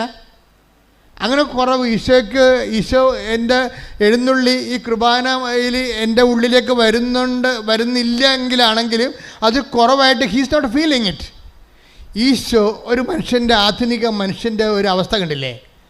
അതായത് ചട്ടപ്പടി സഭയുടെ മുമ്പിലും അച്ഛന്മാരുടെ മുമ്പിലും പള്ളിക്കാരുടെ മുമ്പിലും ഇടവക്കാരുടെ മുമ്പിലും ഹീസ് എ ഗുഡ് കാത്തലിക്. അയാൾക്കറിയാം അയാളുടെ ഹിപ്പോക്രാറ്റാണെന്നറിയാം. അയാൾക്കറിയാം പള്ളിയിലെ അച്ഛന്മാരുടെ മുമ്പിൽ ബിഷപ്പിൻ്റെ മുമ്പിലൊക്കെ he's a Catholic, good Catholic. പക്ഷെ അയാൾക്കറിയാം ഈശോ ഒന്നും അയാളുടെ കയ്യിരിപ്പ് കാരണം ഈശോ ഒന്നും ഈ കുർബാനയിലൂടെ എൻ്റെ ഉള്ളിൽ വരുന്നില്ലെന്നറിയാം. ഇനി വരാതിരുന്നതുകൊണ്ടോ എനിക്ക് അത്രയ്ക്ക് വിഷമമൊന്നും ഇല്ല, അത് കുറവായിട്ട് പുള്ളിക്ക് തോന്നുന്നില്ല. ഈശോ നമ്മുടെ ഉള്ളിലേക്ക് വരാത്തത്, ഈ അനുഷ്ഠാന മാർഗങ്ങളെല്ലാം ആചരിച്ചിട്ടും വരാത്തത് ഒരു കുറവായിട്ട് തോന്നാത്ത ട്രാജഡിയെ ഇനി എന്ത് വെക്കാബററി ഉപയോഗിച്ച് പിടിക്കണമെന്ന് നമുക്കറിയത്തില്ല. അത്രയ്ക്ക് പത്തറ്റിക്കാണ് കണ്ടീഷൻ. പ്രാർത്ഥിക്കുക. കർത്താവായ ദൈവമേ, ഞാൻ കേൾക്കുന്ന ധ്യാനത്തിലൂടെ അങ്ങ് ഉദ്ദേശിക്കുന്നത് എൻ്റെ അന്തരാത്മാവിലേക്ക് പകർന്നു തരാൻ അമ്മേ, പരിശുദ്ധമ്മേ. അതാണ് ഒരു സ്റ്റോറി പോണ കണ്ടല്ലോ, സ്റ്റോറിയുടെ പോകണ്ട. നല്ലൊരു പ്രോസ്പെറസായിട്ട് മുന്നോട്ട് പോകുന്ന സ്റ്റോറി പെട്ടെന്ന് ബെൻഡാണെന്ന് നോക്കി. ഒരു കുറവുകളുമില്ലാത്തൊരു മനുഷ്യന് ഒരു സുപ്രഭാതത്തിൽ മൂത്രമൊഴിക്കുമ്പോൾ ഇത്തിരി കുറവ് വന്നു മൂത്രത്തിൽ. അപ്പം അതെന്താണെന്ന് നോക്കാൻ വേണ്ടി അദ്ദേഹം ഡോക്ടറിൻ്റെ അടുത്ത് ചെന്ന് അതെന്താണെന്ന് നോക്കിക്കഴിഞ്ഞപ്പോൾ അത് പോസ്ട്രേറ്റിൻ്റെ എന്തോ ഒരു സിസ്റ്റാണ്, അത് ക്യാൻസറസ് ആയിട്ട് ഡെവലപ്പ് ചെയ്യാണ്. ഈ മനുഷ്യൻ അങ്ങ് ഉരുകിപ്പോയി. ഓക്കെ, ഒരു മനുഷ്യൻ പെട്ടെന്ന് ഉരുകണ കണ്ടില്ലേ, കല്ല് ഉരുകണ പോലെ ഇങ്ങനെ ഉരുകയാണ്. ഇനി എന്താണ്, ഇനി എൻ്റെ ദിവസങ്ങൾ ഇനി എത്രയാണ്? ഇങ്ങനെ പല ചിന്തകൾ കൊണ്ട് ഇത്രയും നാൾ ഞാൻ സമ്പാദിച്ചത് ഇനി എന്ത് ചെയ്യാനാണ്? ഇനി ആരുപയോഗിച്ചാലും ഞാൻ ഈ ലോകത്തുനിന്ന് പിരികയല്ലേ? ഇങ്ങനെ പല പല ചിന്തകൾ പുള്ളിയുടെ ലൈഫ് തന്നെ ഇങ്ങനെ റെഡ്യൂസ് ഇൻറ്റു സീറോ, മൈനസിലേക്ക് കൊണ്ടുവരികയാണ്. അപ്പോൾ ഇനി എന്താണ് ഒരു മാർഗം അറിയാതെ ഇങ്ങനെ പുള്ളി ചിന്തിക്കുമ്പോൾ പുള്ളി വൈഫ് എൻ്റെ അനിയത്തി നാട്ടിൽ വന്നപ്പോൾ ഉടമ്പടി എടുത്ത്, വൈഫിൻ്റെ അനിയത്തി നാട്ടിൽ വന്നപ്പോൾ ഉടമ്പടി എടുത്ത് തിരിച്ചു വന്നപ്പോൾ പറഞ്ഞ്, ചേട്ടനോടവൻ ചേട്ടായി ഇത് ഞാൻ നാട്ടിൽ പോയപ്പോൾ ചേർത്തല പള്ളിയിൽ പോയി, ചേർത്തല പള്ളിയാണ് പാലക്കാട്, ചേർത്തല പള്ളിയിൽ പോയി മാതാവിൻ്റെ ഉടമ്പടി എടുത്താണ്. ചേട്ടായി ഈ പ്രാർത്ഥന മാത്രം പ്രാർത്ഥിച്ചാൽ മതി, ചേട്ടായി രക്ഷപ്പെടുമെന്ന് പറഞ്ഞ് ഒരു തിരിയും കൊടുത്ത്, ഒരു നീല തിരിയും കൊടുത്ത്, ഒരു പ്രത്യക്ഷീകരണ പ്രാർത്ഥനയും കൊടുത്ത്. പക്ഷേ ഈ പണ്ടുണ്ടായിരുന്നൊരു വിശ്വാസം ഉണ്ടല്ലോ അങ്ങേർക്ക്, അതിപ്പോൾ അങ്ങോട്ട് ആളി കത്താൻ തുടങ്ങി. പുള്ളിക്ക് ഭയങ്കര സങ്കടമായി. ദൈവമേ, നിന്നെ ഞാൻ മറന്ന് കുറേ നാൾ ജീവിച്ചില്ലേ, എല്ലാം നീയാണ് തന്നത്, പക്ഷേ നിന്നെപ്പോലും ഞാൻ മറക്കുന്നത്, നീ പോലും കുർബാനയിൽ എഴുന്നള്ളി എൻ്റെ ഉള്ളിലോട്ട് വന്നിട്ട് അത് വരത്തില്ലെന്ന്, കുർബാന മാത്രമാണ് വരണത്, ആ ഓസ്തിയപ്പം മാത്രമാണ് ഞാൻ കഴിക്കണത്, നീ എൻ്റെ കൂടെ വരുന്നില്ലെന്നൊക്കെ എനിക്ക് അറിയാമായിരുന്നിട്ട് പോലും എനിക്കൊരു വിഷമം തോന്നാത്ത എത്രയോ ദിവസങ്ങളുണ്ടായിട്ടുണ്ട്. ഇപ്പോൾ ഞാൻ എല്ലാത്തിനും കൂടി ഞാൻ വിഷമിക്കുകയാണ്. നിൻ്റെ മുമ്പിൽ നിൽക്കാൻ പോലും എനിക്ക് നാണം തോന്നണ, എന്നെ നീ ആ അന്ത്യനിമിഷം കൈവിട്ട് കളയരുത് എന്നൊക്കെ പറഞ്ഞിട്ട് ഈ മനുഷ്യൻ ഈ പ്രത്യക്ഷീകരണ പ്രാർത്ഥന ചൊല്ലും. രാത്രിയും പകലും ഈ പ്രത്യക്ഷീകരണ പ്രാർത്ഥന ചൊല്ലും. കാര്യം അത് അങ്ങേര് സ്വന്തമായിട്ട് തരണ ദൈവം അങ്ങ് രക്ഷപ്പെടുത്താൻ വേണ്ടി ഇത് ചൊല്ലി അഭിഷേകം പ്രാപിക്കാൻ ഒരു പ്രത്യേക ആകർഷണം പുള്ളിക്ക് കൊടുത്ത് ഇത് കിട്ടിയ സമയത്ത് തൊട്ട് ഈ പ്രത്യക്ഷീകരണ പ്രാർത്ഥന ചൊല്ലി പുള്ളി അത് ഇപ്പോൾ ഒത്തിരി പേരില്ലേ പ്രത്യക്ഷീകരണ പ്രാർത്ഥന കാണാൻ പഠിച്ചിരിക്കുന്നവർ, എന്തുമാത്രം പേരുണ്ട്. അവർക്ക് എന്തെങ്കിലും സങ്കടം വന്ന് അപ്പം പ്രത്യക്ഷീകരണ പ്രാർത്ഥന പെട്ടെന്ന് നാവിൽ നിങ്ങൾ പ്രത്യക്ഷീകരണ പ്രാർത്ഥന വന്നുകൊണ്ടിരിക്കുക. കാരണം നിങ്ങൾക്കറിയാമല്ലോ, എന്ത് സംഭവമായാലും ഉടമ്പടി ഈ ലോകത്തെ ഏറ്റവും വലിയ ദൈവിക പദ്ധതിയാണെങ്കിലും അതിൻ്റെ ഇന്ധനമെന്ന് പറയുന്നത് പ്രത്യക്ഷീകരണമാണ്. അതിൻ്റെ ഇന്ധനം പ്രത്യക്ഷീകരണം. മാതാവിൻ്റെ പ്രത്യക്ഷീകരണത്തെ സഭ ഏറ്റെടുക്കാനും മാതാവിൻ്റെ പ്രത്യക്ഷീകരണം ലോകത്തെ അനുഗ്രഹമാക്കി മാറ്റാൻ വേണ്ടി ദൈവത്തിൻ്റെ പദ്ധതിയായിട്ടാണ് ഉടമ്പടി വരണത്. പക്ഷെ അതിൻ്റെ ബേസ്മെൻ്റ് എന്താണ്? പ്രത്യക്ഷീകരണമാണ്. ആ പ്രത്യക്ഷീകരണം വർക്കൗട്ട് ചെയ്യണത് പ്രത്യക്ഷീകരണ പ്രാർത്ഥനയിലാണ് വർക്കൗട്ട് ചെയ്യണത്. അതുകൊണ്ട് ഈ മനുഷ്യൻ പ്രത്യക്ഷീകരണ പ്രാർത്ഥന ചൊല്ലിക്കൊണ്ടിരിക്കുകയാണ്. ചൊല്ലി അവസാനം ഒരു ദിവസം പോയി രണ്ടാമതൊരു സ്കാൻ ചെയ്തപ്പോൾ ഒരു 3 മാസം കഴിഞ്ഞിട്ട് ഒരു സ്കാൻ ചെയ്ത് 3 മാസം കഴിഞ്ഞിട്ട് സ്കാൻ ചെയ്തപ്പോൾ ഡോക്ടർ പറഞ്ഞ് ഇത് ആ പഴയ കണ്ട പോലെ ഇരിക്കണമെന്ന് പറഞ്ഞ്. അപ്പോൾ പുള്ളി കുറഞ്ഞെന്നാണ് വിചാരിച്ചത്. പക്ഷേ പുള്ളി പറഞ്ഞത് പഴയ കണ്ട പോലെ ഇരിക്കണമെന്ന് പറഞ്ഞ്. കണ്ട പോലെ പണ്ട് കണ്ട സിസ്റ്റത്തിൻ്റെ അതേ മില്ലിയിൽ മാത്രമാണ് ഇപ്പോഴും ഇരിക്കണമെന്ന് പറഞ്ഞു. പക്ഷേ അത് പുള്ളിക്ക് ദൈവാനുഗ്രഹത്തെ മനസ്സിലാക്കാൻ കഴിഞ്ഞില്ല. പിന്നെ വീട്ടിൽ വന്ന് പ്രാർത്ഥിച്ച് അവരോടൊക്കെ സംസാരിച്ച് കഴിഞ്ഞപ്പോൾ പറഞ്ഞു, ചേട്ടായി അത് നല്ല കാര്യമല്ലേ, ഈ ക്യാൻസറാണെങ്കിൽ ഗ്രോത്ത് ചെയ്യുമല്ലോ, ഇത് അറസ്റ്റായില്ല ചേട്ടായി എന്ന് പറഞ്ഞു.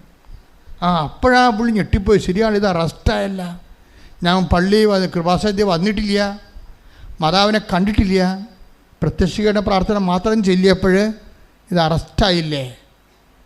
പിന്നെ പുള്ളിയുടെ ലൈഫ് മുഴുവനും നിങ്ങൾക്കറിയാമല്ലേ ഈ കുറവുകൾ നോക്കാൻ തുടങ്ങി പുള്ളി. ജീവിതത്തിൽ അദ്ദേഹത്തിൻ്റെ കുറവുകൾ, ദൈവം ബാക്കിയെല്ലാം ഇങ്ങനെ നിറവല്ലേ, പക്ഷേ ദൈവം ഏതെല്ലാം മേഖലകളിലില്ല എന്നുള്ള കുറവുകളെക്കുറിച്ച് പുള്ളി ചിന്തിക്കാനും ലൈഫ് ദാനധർമ്മത്തിലൂടെയും അതുപോലെ തന്നെ മറ്റുള്ളവരോട് ദേഷ്യമില്ലാതെ സ്നേഹത്തോടെ പെരുമാറി, ക്ഷമയോടെ പെരുമാറി, ചില ആൾക്കാരോട് മിണ്ടത്തേ ഇല്ലായിരുന്നു, അവരോടൊക്കെ അനുരഞ്ജനപ്പെടാൻ തുടങ്ങി. പുള്ളി കുറേ കറക്ഷനിലേക്ക് വന്നു. എന്താ സംഭവം? ഇത്രയും നാൾ താൻ നേടിയത് ഒന്നും അല്ലെന്നൊരു നിമിഷം മനസ്സിലാക്കിയത് നിമിഷം മുതലേ കുറവുകൾ നിങ്ങൾക്കറിയാതെ ദൈവം ഇപ്പം 10:12 എടുത്ത് മർക്കോസിൻ്റെ സുവിശേഷം 10:21 ശ്രുതികട്ടെ. ഹല്ലേലൂയ ഹല്ലേലൂയ ഹല്ലേലൂയ യേശുവേ നന്ദി സ്തുതി ഹല്ലേലൂയ ഹല്ലേലൂയ യേശുവേ ആരാധന. മർക്കോസ് 10:21 യേശു സ്നേഹപൂർവ്വം അവനെ കടാക്ഷിച്ചുകൊണ്ട് പറഞ്ഞു, നിനക്ക് ഒരു കുറവുണ്ട്, പോയി നിനക്കുള്ളതെല്ലാം വിറ്റ് ദരിദ്രർക്ക് കൊടുക്കുക, അപ്പോൾ സ്വർഗത്തിൽ നിനക്ക് നിക്ഷേപമുണ്ടാകും, പിന്നെ വന്ന് എന്നെ അനുഗമിക്കുക. ക്രിസ്തുവിലേക്ക് വരുന്നതിന് മുമ്പ് കുറവുകളെ ഇവാലുവേറ്റ് ചെയ്യണ ഒരു പേഴ്സണൽ അസസ്മെൻ്റ് നടത്തണം, നല്ലതാണ്.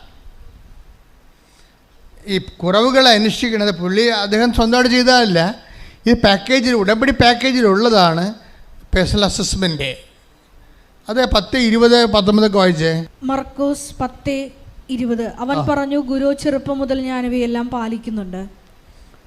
അതായത് ഒരു യുവാവ്, അയാൾ ഈ ജോജോനെ പോലെ ധനികനായിരുന്നു. ബൈബിൾ അവതരിപ്പിക്കുന്ന ജോജോയെ പോലെ അയാൾ ധനികനാണെന്ന് പറയുന്നില്ല അവിടെ, വായിച്ചോളൂ.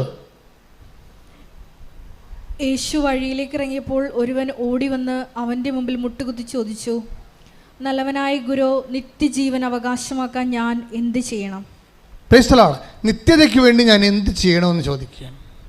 ആ ചോദിക്കണത് തന്നെ വലിയൊരു അനുഗ്രഹമാണ്. IELTS പാസ്സാകാൻ ഞാൻ എന്ത് ചെയ്യണമെന്നാണ് കൃപാസനത്തിൽ വന്ന് പെൺപിള്ളേർ ചോദിക്കണത്. അത് കുഴപ്പമില്ല, അതിന് കർത്താവ് നല്ല അസല് മറുപടികൾ, അവർക്ക് ജോലി വരെ ആയാണ് ഇവിടുന്ന് പോണത്. അതിൻ്റെ അകത്ത് കുഴപ്പമില്ല, അത് നമുക്ക് ജീവിക്കാൻ വേണ്ടി ഒരു മാർഗം ദൈവം തന്നതാണ്.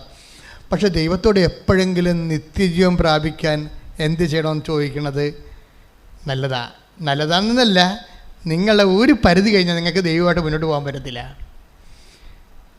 മനസ്സിലായില്ലേ? എപ്പോഴും ഇങ്ങനെ മുട്ടുവേദന മാറാനും നെഞ്ചിരുക്കം മാറാനും തലവേദന മാറാനും മാത്രം, പെണ്ണ് കെട്ടിക്കാനും മകളെ കെട്ടിക്കാനും നഷ്ടപ്പെട്ടു പോയ മാല കിട്ടാനും മാത്രം ദൈവത്തിൻ്റെ അടുത്ത് വന്നാൽ കുറച്ച് കഴിയുമ്പോൾ ദൈവം നിങ്ങളെ തള്ളിക്കളയും. കാര്യം ഈ പണ്ടാരത്തിന് ഇത് മാത്രമേ അറിയാൻ പാടുള്ളൂ, ദൈവത്തെക്കുറിച്ചൊന്നും അറിയത്തില്ല. ഭൂമിയിലുള്ള പറ്റിപ്പഴപ്പിന് വേണ്ടി മാത്രം ദൈവത്തെ ദുരുപയോഗിക്കുന്ന ഒരു അസത്താണ് നീ എന്ന് പറഞ്ഞുകൊണ്ട് നിന്നെ റിജക്റ്റ് ചെയ്യും ദൈവം. അപ്പോൾ ഇടയ്ക്കൊരു ചോദ്യം ദൈവത്തോട് ചോദിക്കുന്നത് നല്ലതാണ്. എന്താ ചോദിക്കേണ്ടത്? 10:20 എന്താ ചോദിച്ചിരിക്കണത്? മർക്കോസ് 10:20 എന്താ?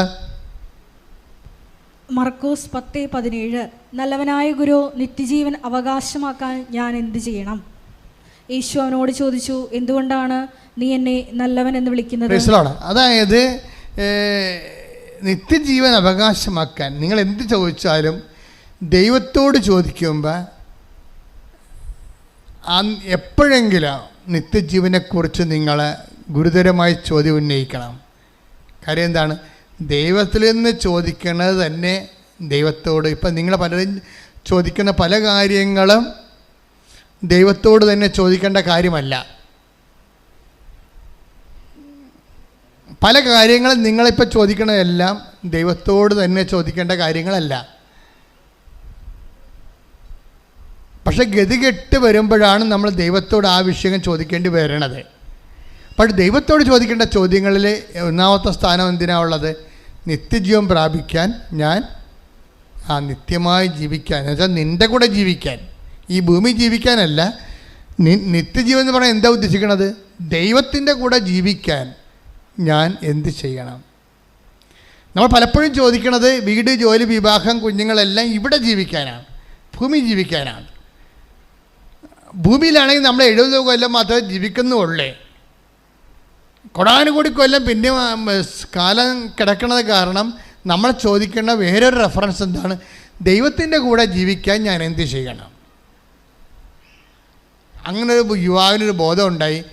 അയാൾ വന്നു. അപ്പോൾ ദൈവത്തോട് അയാൾ കാര്യങ്ങൾ ചോദിച്ചു. ഈശോ പറഞ്ഞു, അത് നിയമത്തിൽ എന്താണ് എഴുതിയിരിക്കുന്നത്? ഉടമ്പടി പാലിക്കാനാണ് പറയണത്. നിയമത്തിൽ എന്താണ് എഴുതിയിരിക്കുന്നത്? നീ അതുപോലെ ചെയ്യാൻ പറയും. അപ്പോഴയാൾ പറയും, ഞാൻ ചെറുപ്പകാലം മുതൽ ഇതൊക്കെ ചെയ്യണുണ്ടെന്ന് പറയും. ഈശോ അവനോട് പറയും, നിനക്ക് ഒരു കുറവുണ്ട്. നീ ഇതെല്ലാം ചെയ്യുന്ന ആളാണ്, ഉടമ്പടി ജീവിക്കുന്ന ആളാണ്, പക്ഷെ നിനക്കൊരു കുറവുണ്ട്. ഈ ഉടമ്പടിയിൽ എപ്പോഴും പുതുക്കുമ്പോൾ ശ്രദ്ധിക്കേണ്ട കാര്യമാണ്.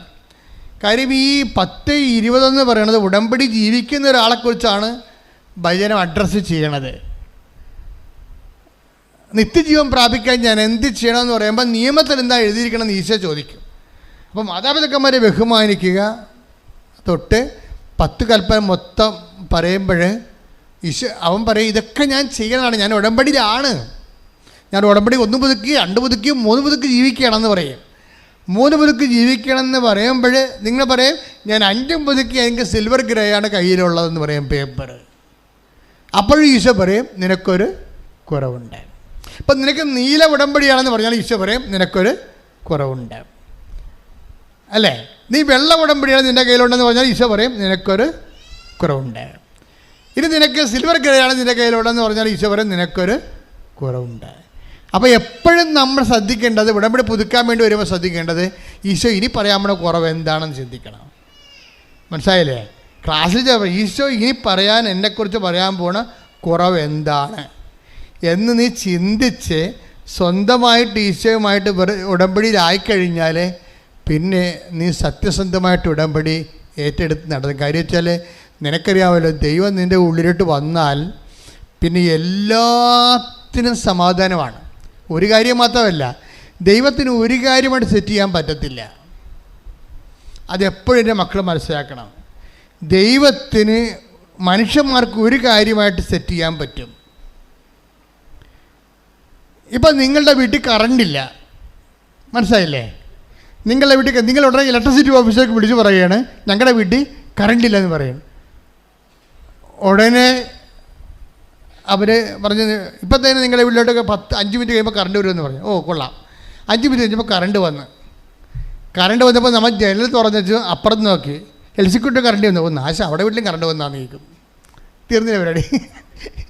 മനസ്സിലായല്ലേ? ഇതാണ് പ്രശ്നം. നമ്മളെ വീട്ടിൽ നമ്മളാണല്ലോ വിളിച്ച് പറഞ്ഞത്, അവളെ വിളിച്ച് പറഞ്ഞില്ല. എൽസിക്കുട്ടി വിളിച്ച് പറഞ്ഞിട്ടില്ലേ? നമ്മളാണ് കഷ്ടപ്പെട്ട് നമ്മൾ 3 രൂപ കളഞ്ഞില്ലേ, മൊബൈലിൽ കുത്തി കറണ്ടില്ലെന്ന് വിളിച്ച് പറഞ്ഞില്ലേ ഓഫീസിലായിട്ട്. അപ്പോൾ നമ്മളോടല്ല അവർ പറഞ്ഞത് ഇപ്പം കറണ്ട് വരുമെന്ന്. അപ്പോൾ കറണ്ട് വന്ന് നമ്മുടെ കാശിൽ നമ്മൾ കറണ്ട് വന്ന്. അപ്പോൾ ജനൽ തുറന്ന് അപ്പോൾ നോക്കിയപ്പോൾ എൽസിക്കുട്ടി അവർക്ക് കറണ്ട് വന്നാ. നമ്മുടെ മനസ്സിരിക്കണ അതാണ്. നമ്മൾ വിളിച്ച് നമുക്ക് മാത്രം കറണ്ട് കിട്ടിയാൽ മതി. എൽസിക്കുട്ടി കറണ്ട് വരണത് നമ്മുടെ അക്കൗണ്ടിൽ എംബ്രാൻ്റെ ഭാര്യയുടെ അത്താഴം എംബ്രാൻ്റെ വട്ടത്ത് വേണ്ട. ഇതാണ് കുറവെന്ന് പറയണത്. നമ്മൾ മാത്രം വെളിച്ചം കണ്ടാൽ മതി, മറ്റുള്ളവർ വെളിച്ചം കാണണ്ട. അത് നമ്മുടെ മൊബൈലിലെ കാശ് കൊണ്ട് കാണണ്ട എന്ന് ചിന്തിച്ചാൽ അത് കുറവായി മാറി. ഓരോ ഉടമ്പടി പുതുക്കലും ഈ കുറവുകൾ അന്വേഷിച്ചുകൊണ്ടിരിക്കണം. ശ്രദ്ധിക്കട്ടെ, നമ്മൾ വ്യവസ്ഥാപിതമായിട്ട് പറയാത്ത പുതിയ നമ്മുടെ കുറവുകൾ മർക്കോസിൻ്റെ സുവിശേഷം 12:21 വെച്ചുകൊണ്ട് കർത്താവിൻ്റെ തിരുസന്നിധിയിൽ ആത്മശോധന ചെയ്യേണ്ടതാണ്. എന്താണ് എൻ്റെ കുറവെന്ന്. ഇപ്പോൾ ജോജോ പറയുന്ന കുറവുകൾ എന്തെല്ലാമാ? ജോജോ സംസാരിക്കാതിരുന്ന വ്യക്തികളുണ്ട്. അപ്പം അവരോട് അദ്ദേഹം സംസാരിക്കാൻ തുടങ്ങി. മുമ്പത്തേനേക്കാൾ നന്നായിട്ട് കുർബാന അർത്ഥവത്തായിട്ട് സ്വീകരിക്കാൻ തുടങ്ങി. എല്ലാവരോടും സൗമ്യമായി പെരുമാറാൻ തുടങ്ങി. താൻ ഇത്രയും നാൾ സമ്പാദിച്ചെങ്കിലും ഇതൊന്നുമില്ലാതെ അദ്ദേഹം ഒരു ദിവസം തിരിച്ച് നാട്ടിൽ വന്നു. നാട്ടിൽ വന്നപ്പോഴും അദ്ദേഹം സുഖപ്പെട്ടു എന്നുള്ള ധാരണ അദ്ദേഹത്തിനില്ല. കാര്യം അദ്ദേഹത്തിൻ്റെ ആ സിസ്റ്റ് വളരുന്നില്ല എന്ന് മാത്രമേ ഉള്ളൂ. അപ്പോൾ ഡോക്ടർ ഓക്കെ എന്ന് പറഞ്ഞ് നിൽക്കുന്നു. പക്ഷെ അപ്പം നാട്ടിൽ വന്നിട്ട് രണ്ടാമത് ഇദ്ദേഹം ഇതിനു വേണ്ടി മാത്രം ഒന്ന് നാട്ടിൽ വന്നിട്ട് ഇവിടുത്തെ ഗംഗാധരൻ ഡോക്ടറിനെയൊക്കെ കണ്ടു. ഏത് ആശുപത്രിയാണെന്ന് എനിക്ക് അറിയാൻ പാടില്ല, അദ്ദേഹത്തിൻ്റെ സാക്ഷ്യത്തിൽ ആ പേരൊക്കെ കിടപ്പുണ്ട്. അപ്പോൾ ഗംഗാധരൻ ഡോക്ടർ കേരളത്തിൽ ഒരു പക്ഷേ നല്ല ഈ വിഷയത്തിൽ എക്സ്പെർട്ടായിരിക്കും. അപ്പോൾ അദ്ദേഹം പറഞ്ഞു, അദ്ദേഹം വീണ്ടും ഇത് സ്കാൻ ചെയ്ത് കഴിഞ്ഞപ്പോൾ പറഞ്ഞു എത്രയും വേഗം 25 കീമോ എടുക്കണമെന്ന് പറഞ്ഞു. 25 കീമോ. ഈ മനുഷ്യൻ തകർന്നു പോയി. ഇംഗ്ലീഷിൽ ഡോക്ടർമാർ പറഞ്ഞില്ല ഇത്, അവർ എന്നെ ചതിച്ചു, അവർ മറച്ചു വെച്ചു. മലയാളത്തിൽ വന്നപ്പോൾ അവർ 25 കീമോ എടുക്കണമെന്ന് പറഞ്ഞു. അപ്പോൾ എൻ്റെ മനസ്സ് ഒറ്റ ചിന്തയുണ്ടായുള്ളൂ, കീമോ എടുത്താൽ ഇല്ലെങ്കിലും തിരിച്ച് എൻ്റെ മക്കളടുത്ത് പോയി കിടന്ന് മരിക്കണം. നോക്കിയേ, മലയാളികളുടെ മനസ്സങ്ങനെ മാറുകയാണേ. പണ്ടൊക്കെ നമ്മൾ വിചാരിച്ചുകൊണ്ടിരിക്കുന്നത് മരിക്കാൻ വേണ്ടി എല്ലാവരും കേരളത്തിൽ വരുമെന്നാണൊക്കെ. ഇപ്പം മാറി. ഇങ്ങനെ എല്ലാവരും പറയും, നിങ്ങൾ ചോദിക്കും എപ്പോഴാലും നിങ്ങൾ എവിടെ പോയാലും മരിക്കാൻ വേണ്ടി കേരളത്തിൽ വരികയില്ലെന്ന് ചോദിക്കുമായിരുന്നു പണ്ട്. ഞങ്ങളുടെ അച്ഛന്മാരൊക്കെ അമേരിക്കയിൽ പോകുമ്പോൾ അച്ഛന്മാരൊന്നും പറഞ്ഞിടാ എവിടെ പോയാലും മരിക്കാൻ വേണ്ടി ഇവിടെ തന്നെ വരണ്ടേന്ന് പറയും. പക്ഷേ ഇപ്പോഴങ്ങനെയല്ല, ഇവിടെ വന്നിട്ട് മരിക്കാൻ വേണ്ടി തിരിച്ച് അങ്ങോട്ട് പോവുകയും. അങ്ങനെ സാക്ഷ്യത്തിൽ പറയുന്നുണ്ട്. എനിക്ക് ഒറ്റ ചിന്ത മാത്രമേ ഉണ്ടായിരുന്നു, 25 സ്കാൻ ചെയ്യണമെന്ന് പറഞ്ഞപ്പോൾ ആ 25 പ്രാവശ്യം കീമോ എടുക്കണമെന്ന് പറഞ്ഞപ്പോൾ എൻ്റെ മറ്റേ ചിന്ത എൻ്റെ മക്കളുടെ അടുത്ത് പോയി മരിക്കണമെന്ന്. അപ്പം ഞാൻ അവിടെ തിരിച്ചു പോയിട്ട് ഞാൻ എൻ്റെ ഡോക്ടറെയാണ് ആദ്യം കണ്ടത്. പോയി നിങ്ങളെ ചോദിച്ചു, നിങ്ങളെന്നെ പറ്റിച്ചില്ലേ? അപ്പോൾ എന്താണ് ഡോക്ടർ ചോദിച്ചു. അവിടെ ചെന്നപ്പോൾ പറഞ്ഞു, എന്നോട് പറഞ്ഞല്ലോ അവിടെ ചെന്നപ്പോൾ സ്കാൻ ചെയ്തപ്പോൾ 25 കീമോ എടുക്കണമെന്ന്. അപ്പോൾ ഡോക്ടർ ചിരിച്ച്, അത് ശരിയാ, നിങ്ങളെ ഞാൻ 3-4 പ്രാവശ്യമായിട്ട് ടെസ്റ്റ് ചെയ്തിട്ട് ഇത്രയും കാലത്തിനുള്ളിലാണ് ഈ സിസ്റ്റിൻ്റെ വലിപ്പം ഞാൻ നോക്കിയിട്ടാണ് കീമോ വേണ്ടെന്ന് പറഞ്ഞത്. It is arrested. നിങ്ങളുടെ നാട്ടിലെ ഡോക്ടർ ചെന്നപ്പോൾ തന്നെ ഇത്രയും വലിയ ഇത് സിസ്റ്റ് കണ്ടപ്പോൾ ഓട്ടോമാറ്റിക്കായിട്ട് അങ്ങനെ 25 കീമോ ഒക്കെ എഴുതി. ദാറ്റ് മീൻസ് നിങ്ങൾ മനസ്സിലാക്കേണ്ടത് എന്താണ്, അപ്പം ഈ മനുഷ്യന് ബോധം വന്ന് 25 കീമോ ആവശ്യമുള്ള എൻ്റെ ക്യാൻസറിനാണ് മാതാവ് അറസ്റ്റ് ചെയ്തിരിക്കണമെന്ന്. ശ്രദ്ധിക്കട്ടെ. ഹല്ലേലൂയ. പരിശുദ്ധ പരമദിവ്യകാരുണ്യത്തിന് അതായത് ഇതിൻ്റെ തന്നെ മക്കൾ മനസ്സിലാക്കേണ്ട ഇതാണ്, നിങ്ങളെ എപ്പോഴും ദൈവത്തെ അസസ് ചെയ്യുമ്പോൾ, ഉടമ്പടി റിസൾട്ട് അസസ് ചെയ്യുമ്പോഴുണ്ടാകുന്ന പകപ്പിഴകൾ തിരുത്തണം. ഉടമ്പടിയുടെ റിസൾട്ടുകൾ, ഇപ്പം നിങ്ങളുടെ കടം, രോഗം, ജോലി, വിവാഹം, മക്കൾ, അപ്പോൾ നിങ്ങൾ ഒരു റിസൾട്ട് നിങ്ങളുടെ മനസ്സിൽ കണ്ടിട്ട് അത് ദൈവത്തിന് കൊടുത്തിരിക്കണം. ഇതുപോലെ സെറ്റ് ചെയ്യണമെന്ന് പറഞ്ഞിട്ട് അതുപോലെ സെറ്റ് ചെയ്തില്ലെങ്കിൽ നിങ്ങളിപ്പോൾ മോന്തം കയറ്റി നടക്കുകയാണ്. മനസ്സിലായില്ലേ? നിങ്ങൾ ഇന്ന കാര്യങ്ങളിൽ, ഇപ്പോൾ ഒരു മോള് കഴിഞ്ഞ ദിവസം സാക്ഷ്യം പറഞ്ഞതാണ്. എന്താണ്? മാതാവേ, എന്നെ UK കൊണ്ടുപോകണത് ജനുവരി മാസത്തിൽ കൊണ്ടുപോകണം, ജനുവരി ഇൻടേക്കിന് എന്നെ കൊണ്ടുപോകണം എന്ന് പറഞ്ഞാൽ കണ്ണീരിട്ട് ഇവിടെ ഉടമ്പടി ചെയ്തിരിക്കുകയാണ്. ഉടമ്പടി ചെയ്ത് കഴിഞ്ഞിട്ട് ആരാണ്ട് പറഞ്ഞു, എടി ജനുവരി ഇൻടേക്കിന് വേണ്ടി നീ അങ്ങോട്ട് വരാൻ പോകണ, ജനുവരിയിൽ അവിടെ ഭയങ്കര തണുപ്പാടി, നിനക്ക് നടുവേദന ഉള്ളതല്ലേ, നടുവേദനക്കാരും മുട്ടുവേദനക്കാരും ഒക്കെ ഈ തണുപ്പത്തൊന്നും ഇറങ്ങിക്കഴിഞ്ഞപ്പോൾ അനങ്ങത്തില്ല. ഓ ദൈവമേ സോറി, എന്നാൽ പിൻവലിച്ച് പോരെ. ഇതാണ് മനുഷ്യൻ്റെ പ്രാർത്ഥനയുടെ പ്രശ്നം. ഇതാണ്, അതായത് നമ്മൾ മാതാവിൻ്റെ കാലഘട്ടം ജനുവരി ഇൻടേക്കിന് കൊണ്ടുപോകണം, ജനുവരി ഇൻടേക്കിന് കൊണ്ടുപോകണമെന്ന് പറയും. മാതാവ് ഒരു സൈൻ ചെയ്ത് കഴിഞ്ഞാൽ നിന്നെ നടുവ് പോയത് തന്നെ. അപ്പോൾ പല കാര്യങ്ങളും ദൈവം അപ്പം തന്നെ എടുക്കത്തില്ല. നീ ചോദിക്കുന്നത് ആനമണ്ടത്തരമായിരിക്കും. നീ ഉടമ്പടി വെച്ചിരിക്കുന്ന പല കാര്യങ്ങളും ആനമണ്ടത്തരമായിരിക്കും. എന്നുവെച്ചാൽ അതെങ്ങാനും ദൈവം എടുത്താൽ നിനക്ക് തന്നെ അത് പണിയായിട്ട് വരും, പണി പാർസൽ വരും. മനസ്സിലായില്ലേ? അപ്പോൾ എന്തെങ്കിലും നിൻ്റെ വിഷയം അതുപോലെ നടന്നില്ലെങ്കിൽ നീ മോന്തം കയറ്റി ദൈവത്തിനെ പ്രകോപിപ്പിക്കരുത്. പറഞ്ഞാൽ മനസ്സിലായില്ലേ? എന്നിട്ട് ദൈവത്തിൻ്റെ ഇഷ്ടമുള്ള സമയത്ത് ഇഷ്ടമുള്ള പോലെ സെറ്റ് ചെയ്യാൻ വേണ്ടി ദൈവത്തിന് സമർപ്പിക്കണം. ശ്രദ്ധിക്കട്ടെ. ഹല്ലേലൂയ.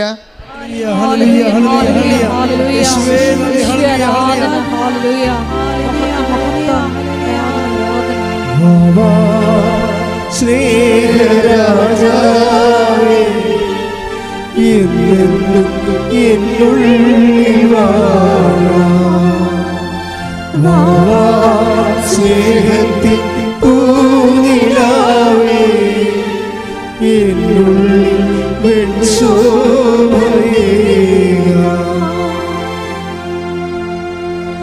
അതായത് എപ്പോഴും എൻ്റെ മക്കളെ ശ്രദ്ധിക്കേണ്ടത്, ഒരു വിഷയം ടോട്ടലായിട്ട് ദൈവത്തിന് മാറ്റാൻ പറ്റും, അതേസമയം തന്നെ അതിൻ്റെ ആവിയും പുകയും നിന്നെ ഏൽപ്പിക്കാതെ അറസ്റ്റ് ചെയ്യാനും പറ്റും.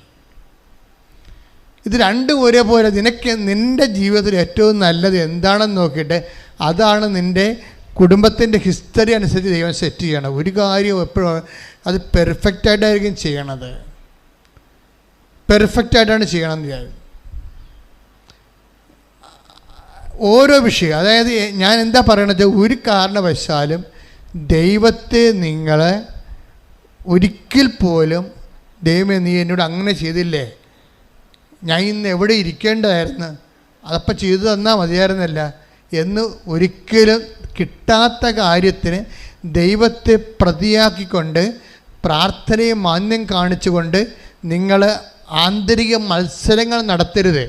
അത് ഉടമ്പടിയെ ബാധിക്കും. ശ്രദ്ധിക്കട്ടെ. ഹല്ലേലൂയ.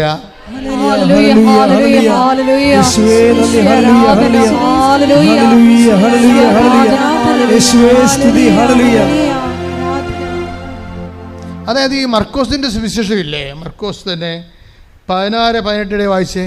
ശ്രദ്ധിക്കട്ടെ. ഹല്ലേലൂയ. മർക്കോസ് 16:18. മർക്കോസ് 16:18. അവർ സർപ്പങ്ങളെ കയ്യിലെടുക്കും. പറഞ്ഞേ. അവർ സർപ്പങ്ങളെ കയ്യിലെടുക്കും. അവർ സർപ്പങ്ങളെ കയ്യിലെടുക്കും. മാരകമായ എന്ത് കുടിച്ചാലും അത് അവരെ ഉപദ്രവിക്കുകയില്ല. അവർ രോഗികളുടെ മേൽ കൈകൾ വയ്ക്കും. അവർ സുഖം പ്രാപിക്കുകയും ചെയ്യും. അതായത് ഈ പ്രൈമറി ഉടമ്പടിക്കാരെ കുറിച്ച് ഈ പറയണത്, അതായത് നമ്മൾ ഉടമ്പടിയിലാകുമ്പോൾ തന്നെ വിശ്വാസം വഴി, വിശ്വാസം എന്തിനുള്ളതാണ്? വിശ്വാസം ജീവിക്കാനുള്ളതാണ്. അല്ലാതെ വിശ്വാസം നമുക്ക് ശാസ്ത്രീയമായ വിഷയങ്ങളെക്കുറിച്ചുള്ള വിശ്വാസം പോലെ അല്ല ഇത്. ശാസ്ത്രീയമായി നമുക്ക് എല്ലാ കാര്യങ്ങളും വിശ്വാസമില്ലേ. ഇപ്പോൾ H2SO4, 2 ഹൈഡ്രജൻ്റെയും ഒരു ഓക്സിജൻ്റെ H2SO4, ഒരു സൾഫറിൻ്റെ അല്ലേ, 4 സൾഫറിൻ്റെ തന്മാത്രകളൊക്കെ കൂടി കഴിഞ്ഞാൽ സൾഫറിക് ആസിഡ് ഉണ്ടാകുമെന്ന് നമുക്കൊരു ധാരണയുണ്ട്. ഈ ശാസ്ത്രീയ ധാരണകൾ ലാബറട്ടറി സത്യമാണെങ്കിലും ജീവിതത്തിൽ അത് ബാധിക്കത്തില്ല. ശാസ്ത്രീയ ധാരണകൾ ലാബറട്ടറി സത്യമാകാം പരീക്ഷണത്തിൽ, പക്ഷെ ജീവിതത്തിൽ അത് ബാധിക്കത്തില്ല. പക്ഷെ വിശ്വാസം അങ്ങനെയല്ല. നിനക്കൊരു വിശ്വാസമുണ്ടെങ്കിൽ അത് ജീവിതത്തിൽ കാണിക്കണം. അത് പറഞ്ഞ മനസ്സിലായില്ലേ? വിശ്വാസം എന്തിനുള്ളതാണ്? വിശ്വസിക്കാനുള്ളതല്ല, വിശ്വാസം ജീവിക്കാനുള്ളത്. എന്ന് പറഞ്ഞാൽ വിശ്വാസം എന്തിനുള്ളതാണ്? വിശ്വാസം വിശ്വസിക്കാനുള്ളതല്ല. പല കാര്യങ്ങളും നമുക്ക് വിശ്വസിക്കാനുണ്ട്. ഇപ്പോൾ അമേരിക്കയുടെ തലസ്ഥാനം വാഷിങ്ടണാണ്, വിശ്വസിച്ചാൽ മതി, നമുക്ക് അവിടെ പോകേണ്ട ആവശ്യമില്ല, ഇല്ലേ? വിശ്വസിച്ചാൽ പോരെ. പക്ഷേ ദൈവം ഏകനാണെന്ന് പറഞ്ഞാൽ യേശുക്രിസ്തുവിൻ്റെ പാപത്തിന് പരിഹാരമായി മരിച്ചോ എന്ന് ഞാൻ വിശ്വസിച്ചാൽ ഞാൻ ജീവിക്കാൻ ബാധ്യസ്ഥയാണ്. പ്രാർത്ഥിക്കുക, കർത്താവേ ദൈവമേ, കേവല വിശ്വാസത്തിൽ നിന്ന് സത്യസന്ധമായ വിശ്വാസ ജീവിതം, ഈ വിശ്വസിക്കുന്നതിൻ്റെ കൂടെ, അതായത് വിശ്വാസം ജീവിക്കുന്നതിൻ്റെ കൂടെ, പറഞ്ഞേ, വിശ്വാസം ജീവിക്കുന്നവരോട് കൂടെ, അതായത് അതിൻ്റെ അർത്ഥം എന്താണ്? ഉടമ്പടി ചെയ്തിരിക്കുന്നവരുടെ കൂടെ എന്നാണ്. വിശ്വാസം ജീവിക്കുക എന്ന് വെച്ച് കഴിഞ്ഞാൽ ഉടമ്പടി ജീവിക്കുക എന്നതിൻ്റെ അർത്ഥം. പറഞ്ഞ വിശ്വസിക്കുന്നവരുടെ കൂടെ, വിശ്വാസം ജീവിക്കുന്നവരുടെ കൂടെ, ഉടമ്പടി ജീവിക്കുന്നവരുടെ കൂടെ ഈ അടയാളങ്ങൾ ഉണ്ടായിരിക്കും. അവർ സർപ്പങ്ങളെ കയ്യിലെടുക്കും, വിഷദ്രാവകങ്ങൾ കുടിക്കാം, എന്നാലും ഒരു ഉപദ്രവം അവർക്ക് ഉണ്ടാവുകയില്ല. അപ്പൊ ഈ വെർച്വൽ ഉടമ്പടിയിൽ നിന്ന് ഇതുപോലെ പിൽഗ്രിം ഉടമ്പടിയിലേക്ക്, ഫിസിക്കൽ ഉടമ്പടിയിലേക്ക് വരുമ്പോഴുണ്ടാകുന്ന ഒരു മാറ്റമെന്ന് പറയുന്നത് പല കാര്യങ്ങളെയും നമ്മൾ ഉപദ്രവിക്കാണ്ടിരിക്കും. മനസ്സിലായില്ലേ? ഇപ്പം ജോജോക്ക് എന്താ സംഭവിച്ചത്? 25 കീമോ ചെയ്യേണ്ട ക്യാൻസറിനെ ദൈവം അറസ്റ്റ് ചെയ്ത് ഉപദ്രവം വരുത്താതെ വെച്ചിരിക്കുകയാണ്. അതാണ് ഈ 16-18 എന്താ പറയണത്? വായിച്ചോളൂ. അവർ സർപ്പങ്ങളെ കയ്യിലെടുക്കും, മാരകമായ എന്ത് കുടിച്ചാലും അതവരെ ഉപദ്രവിക്കുകയില്ല. അതായത് നമ്മളെ രോഗമോ മറ്റു തരത്തിലുള്ള ശണ്ടകളോ നമ്മളെ ഉപദ്രവിക്കാത്ത ഒരവസ്ഥയിലേക്ക് ദൈവം ഉടമ്പടിയിലൂടെ നമ്മളെ ദൈവം സംരക്ഷിച്ച് നിലനിർത്തും. ഉടമ്പടിയുടെ ഗുണങ്ങൾ ചെറുതല്ല, വലുതാണ്. പക്ഷെ അത് ഇതുപോലെ നിങ്ങളെ ചില ആൾക്കാർ വന്ന് ക്യൂ നിന്ന് എത്ര നേരം നിൽക്കണം, എത്ര നേരം. ഞങ്ങളിപ്പോൾ ഓഫീസിൽ നിന്ന് ആദ്യം വരുമ്പോൾ തന്നെ പറയും, ചേട്ടായി 4 മണിക്കൂറുണ്ട അഭ്യാസം പറ്റുവാന്ന് ചോദിക്കും ആദ്യം, അല്ലെങ്കിൽ വണ്ടി വിട്ടേക്കാൻ പറയും. പാരര്യം കൊണ്ടാണ് പറയണത്. നീ എപ്പം പറഞ്ഞു എനിക്ക് അവിടെ പോകണം ഇവിടെ പോകണമെന്നൊക്കെ പറയും. അവിടെ പോകണം ഇവിടെ പോകണമെന്ന് ആൾക്കാർ വന്ന് കൃപാസനത്തിൽ വന്നിട്ടൊരു കഥയില്ല. ദൈവത്തിന് അറിയാം ഇത് സത്യസന്ധമാണോ, അത് അംഗവും കാണാൻ താളിയും പറിക്കാമെന്ന് പറഞ്ഞ് വരികയാണ്. നെയ്യപ്പം തിന്ന 2 കാര്യം എന്നൊക്കെ പറഞ്ഞുകൊണ്ട് വരുമല്ലോ ഉടമ്പടി എടുക്കാൻ വേണ്ടി. അവലപ്പുഴയും പോകാം, അളിയിലേയും കാണാം, കഴിവർ വന്ന് ഉടമ്പടി എടുക്കുക. അങ്ങനെയുള്ള ഉടമ്പടിയാണ് ഈ പൊട്ടിയിരിക്കണത്. പല ഉടമ്പടിയും വന്നിരിക്കണത് ഉടമ്പടിയിലല്ല നിങ്ങളെ. അതല്ല ഇതുപോലെ വെർച്വൽ ഉടമ്പടിയിലാണ് കിടക്കണത്, അതൊന്നും ഫിസിക്കലായിട്ടില്ല. അതുകൊണ്ട് സത്യസന്ധമായിട്ട് ആക്ടിവേറ്റ് ചെയ്ത് കഴിഞ്ഞാൽ ഇതിൻ്റെ വാഗ്ദാനങ്ങളെല്ലാം എന്താണ്? സർപ്പങ്ങളെ കയ്യിലെടുക്കും, മാരകമായ എന്ത് കഴിച്ചാലും. നിങ്ങൾക്കറിയാമല്ല, സമുദ്രം വരെ തടഞ്ഞു നിർത്തുന്ന വാഗ്ദാനത്തിലുള്ളതാണ്, ഉടമ്പടി വാഗ്ദാനത്തിലുള്ളതാണ്. സമുദ്രം വരെ തടഞ്ഞു നിർത്തുമെന്ന് ഞാൻ ആ വാഗ്ദാനം വിശ്വസിച്ച ആളാണ്. കർത്താവ് സമുദ്രത്തിന് ഓടാമ്പലിട്ടിരിക്കണത് കർത്താവാണെന്ന് ജോബിൻ്റെ പുസ്തകത്തിലുണ്ട്. അത് ഞാൻ വായിച്ചിട്ടുണ്ട്. 38:10 വായിച്ച്, ജോബ് 38:10 വായിച്ച് ചെയ്യപ്പെട്ടിരിക്കുകയാണ്. എന്താ കാര്യം? ഒറ്റ കാര്യം, പ്രത്യക്ഷീകരണ പ്രാർത്ഥന ചൊല്ലിയെന്ന്. വേറെ കാര്യമൊന്നുമില്ല. ആ പ്രത്യക്ഷീകരണ പ്രാർത്ഥന ചൊല്ലിയപ്പോൾ ആ മനുഷ്യൻ അതനുസരിച്ച് ഓൺലൈൻ ഉടമ്പടി എടുത്ത് ഉടമ്പടിയിലായി. ഉടമ്പടി പ്രകാരം ജീവിതം ക്രമീകരിച്ച് കഴിഞ്ഞപ്പോൾ എന്നാ പറ്റി? ദൈവം അതായത് ക്യാൻസറിനോടും പറഞ്ഞിരിക്കുകയാണ്, എൻ്റെ അഭിഷിക്തനെ തൊട്ടുപോകരുത്. അപ്പോഴ് നിനക്കെതിരെ വരുന്ന എല്ലാ തിന്മകൾക്കും ദൈവം അതിർത്തിയും അതിർവരമ്പും നിശ്ചയിച്ചിരിക്കുക. അത്രയും വലിയ സാധ്യതകളാണ് ഉടമ്പടിയിലുള്ളത്. സ്തുതികട ഹല്ലേലൂയ.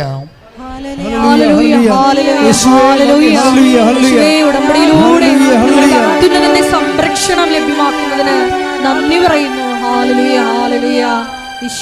പരിശുദ്ധ പരമദിവ്യകാരുണ്യത്തിന് ആരാധനയും സ്തുതിയും പുകഴ്ചയും ഉണ്ടായിരിക്കട്ടെ. അതിനുശേഷം ഈശോ എന്നാ ചെയ്തെന്ന് വെച്ച് കഴിഞ്ഞാൽ ഈ മനുഷ്യൻ്റെ മൂത്ര തടസ്സങ്ങൾ മാറി. അങ്ങനെയാണ് ഈ മനുഷ്യൻ മനസ്സിലാക്കേണ്ടത്. അങ്ങനെ സുഖപ്പെട്ടെന്ന് തുടങ്ങണത് എങ്ങനെയാണ്? മൂത്രത്തിൻ്റെ അളവ് കുറഞ്ഞതുപോലെയല്ലേ. ഇപ്പോൾ രോഗം ശമിച്ചു കഴിഞ്ഞപ്പോൾ എൻ്റെ പേര് പഴയതുപോലെയുള്ള അത്രയും മൂത്രം പുറത്തു വരാൻ തുടങ്ങി. ഇപ്പോൾ ഡോക്ടർ പറഞ്ഞു യു ആർ ഹീൽഡ് എന്ന് പറഞ്ഞു. അത് എന്താ വിഷയം എന്ന് പറഞ്ഞു കഴിഞ്ഞാൽ, ഒരു സത്യസന്ധ ഈ മനുഷ്യൻ പ്രത്യക്ഷിക്കേണ്ട പ്രാർത്ഥന മാത്രമേ ചെയ്തിട്ടുള്ളൂ ആത്മാർത്ഥമായിട്ട്. അത് ആത്മാർത്ഥമായിട്ട് ചെയ്തിട്ടുണ്ട്. പിന്നെ ഉടമ്പടി അനുസരിച്ചുകൊണ്ട് ജീവിതം പുനഃക്രമീകരിച്ചു, കുറവുകളെ പരിഹരിച്ചു, ദൈവമായിട്ട് നിരപ്പായി കഴിഞ്ഞപ്പോൾ എന്താ പറ്റി? ദൈവം ഈ വാഗ്ദാനങ്ങളെല്ലാം അവന് കൊടുത്തതെല്ലാം പാലിക്കുകയാണ്. വാഗ്ദാനം പാലിക്കണത് ദൈവം ആക്ടിവേറ്റ് ചെയ്തിരിക്കണതാണ്. ദൈവം ആക്ടിവേറ്റ് ചെയ്തു. അപ്പോൾ ആക്ടിവേറ്റ് ചെയ്ത് ഇപ്പോഴെന്നാ പറ്റിയിരിക്കണത്? അതായത് നിത്യതയ്ക്ക് വേണ്ടി, നിത്യ കൃപയിൽ ഈ മനുഷ്യനെ വളർത്താൻ വേണ്ടി ദൈവം പെട്ടെന്ന് ചെയ്ത ഒരു പരിപാലന പ്രക്രിയയായിട്ട് മാറി ഇങ്ങർക്ക് വന്നുപോയ രോഗങ്ങളെല്ലാം. ഇപ്പം എല്ലാ രോഗങ്ങളും നമുക്ക് എന്തെങ്കിലും കുഴപ്പമാണെന്നല്ല പറയണത്. ദൈവത്തോട് നമ്മളെ അടുക്കാനും നിത്യതയ്ക്ക് വേണ്ടിയുള്ള ഓഹരി സ്വരുക്കൂട്ടാൻ വേണ്ടിയുള്ള ദൈവത്തിൻ്റെ സ്നേഹത്തിൻ്റെ പരിപാലനയായിട്ടാണ് ചിലപ്പോൾ സങ്കടങ്ങൾ നമ്മുടെ ജീവിതത്തിൽ വരണത്. ശ്രുതിക്കട്ടെ ഹല്ലേലൂയ.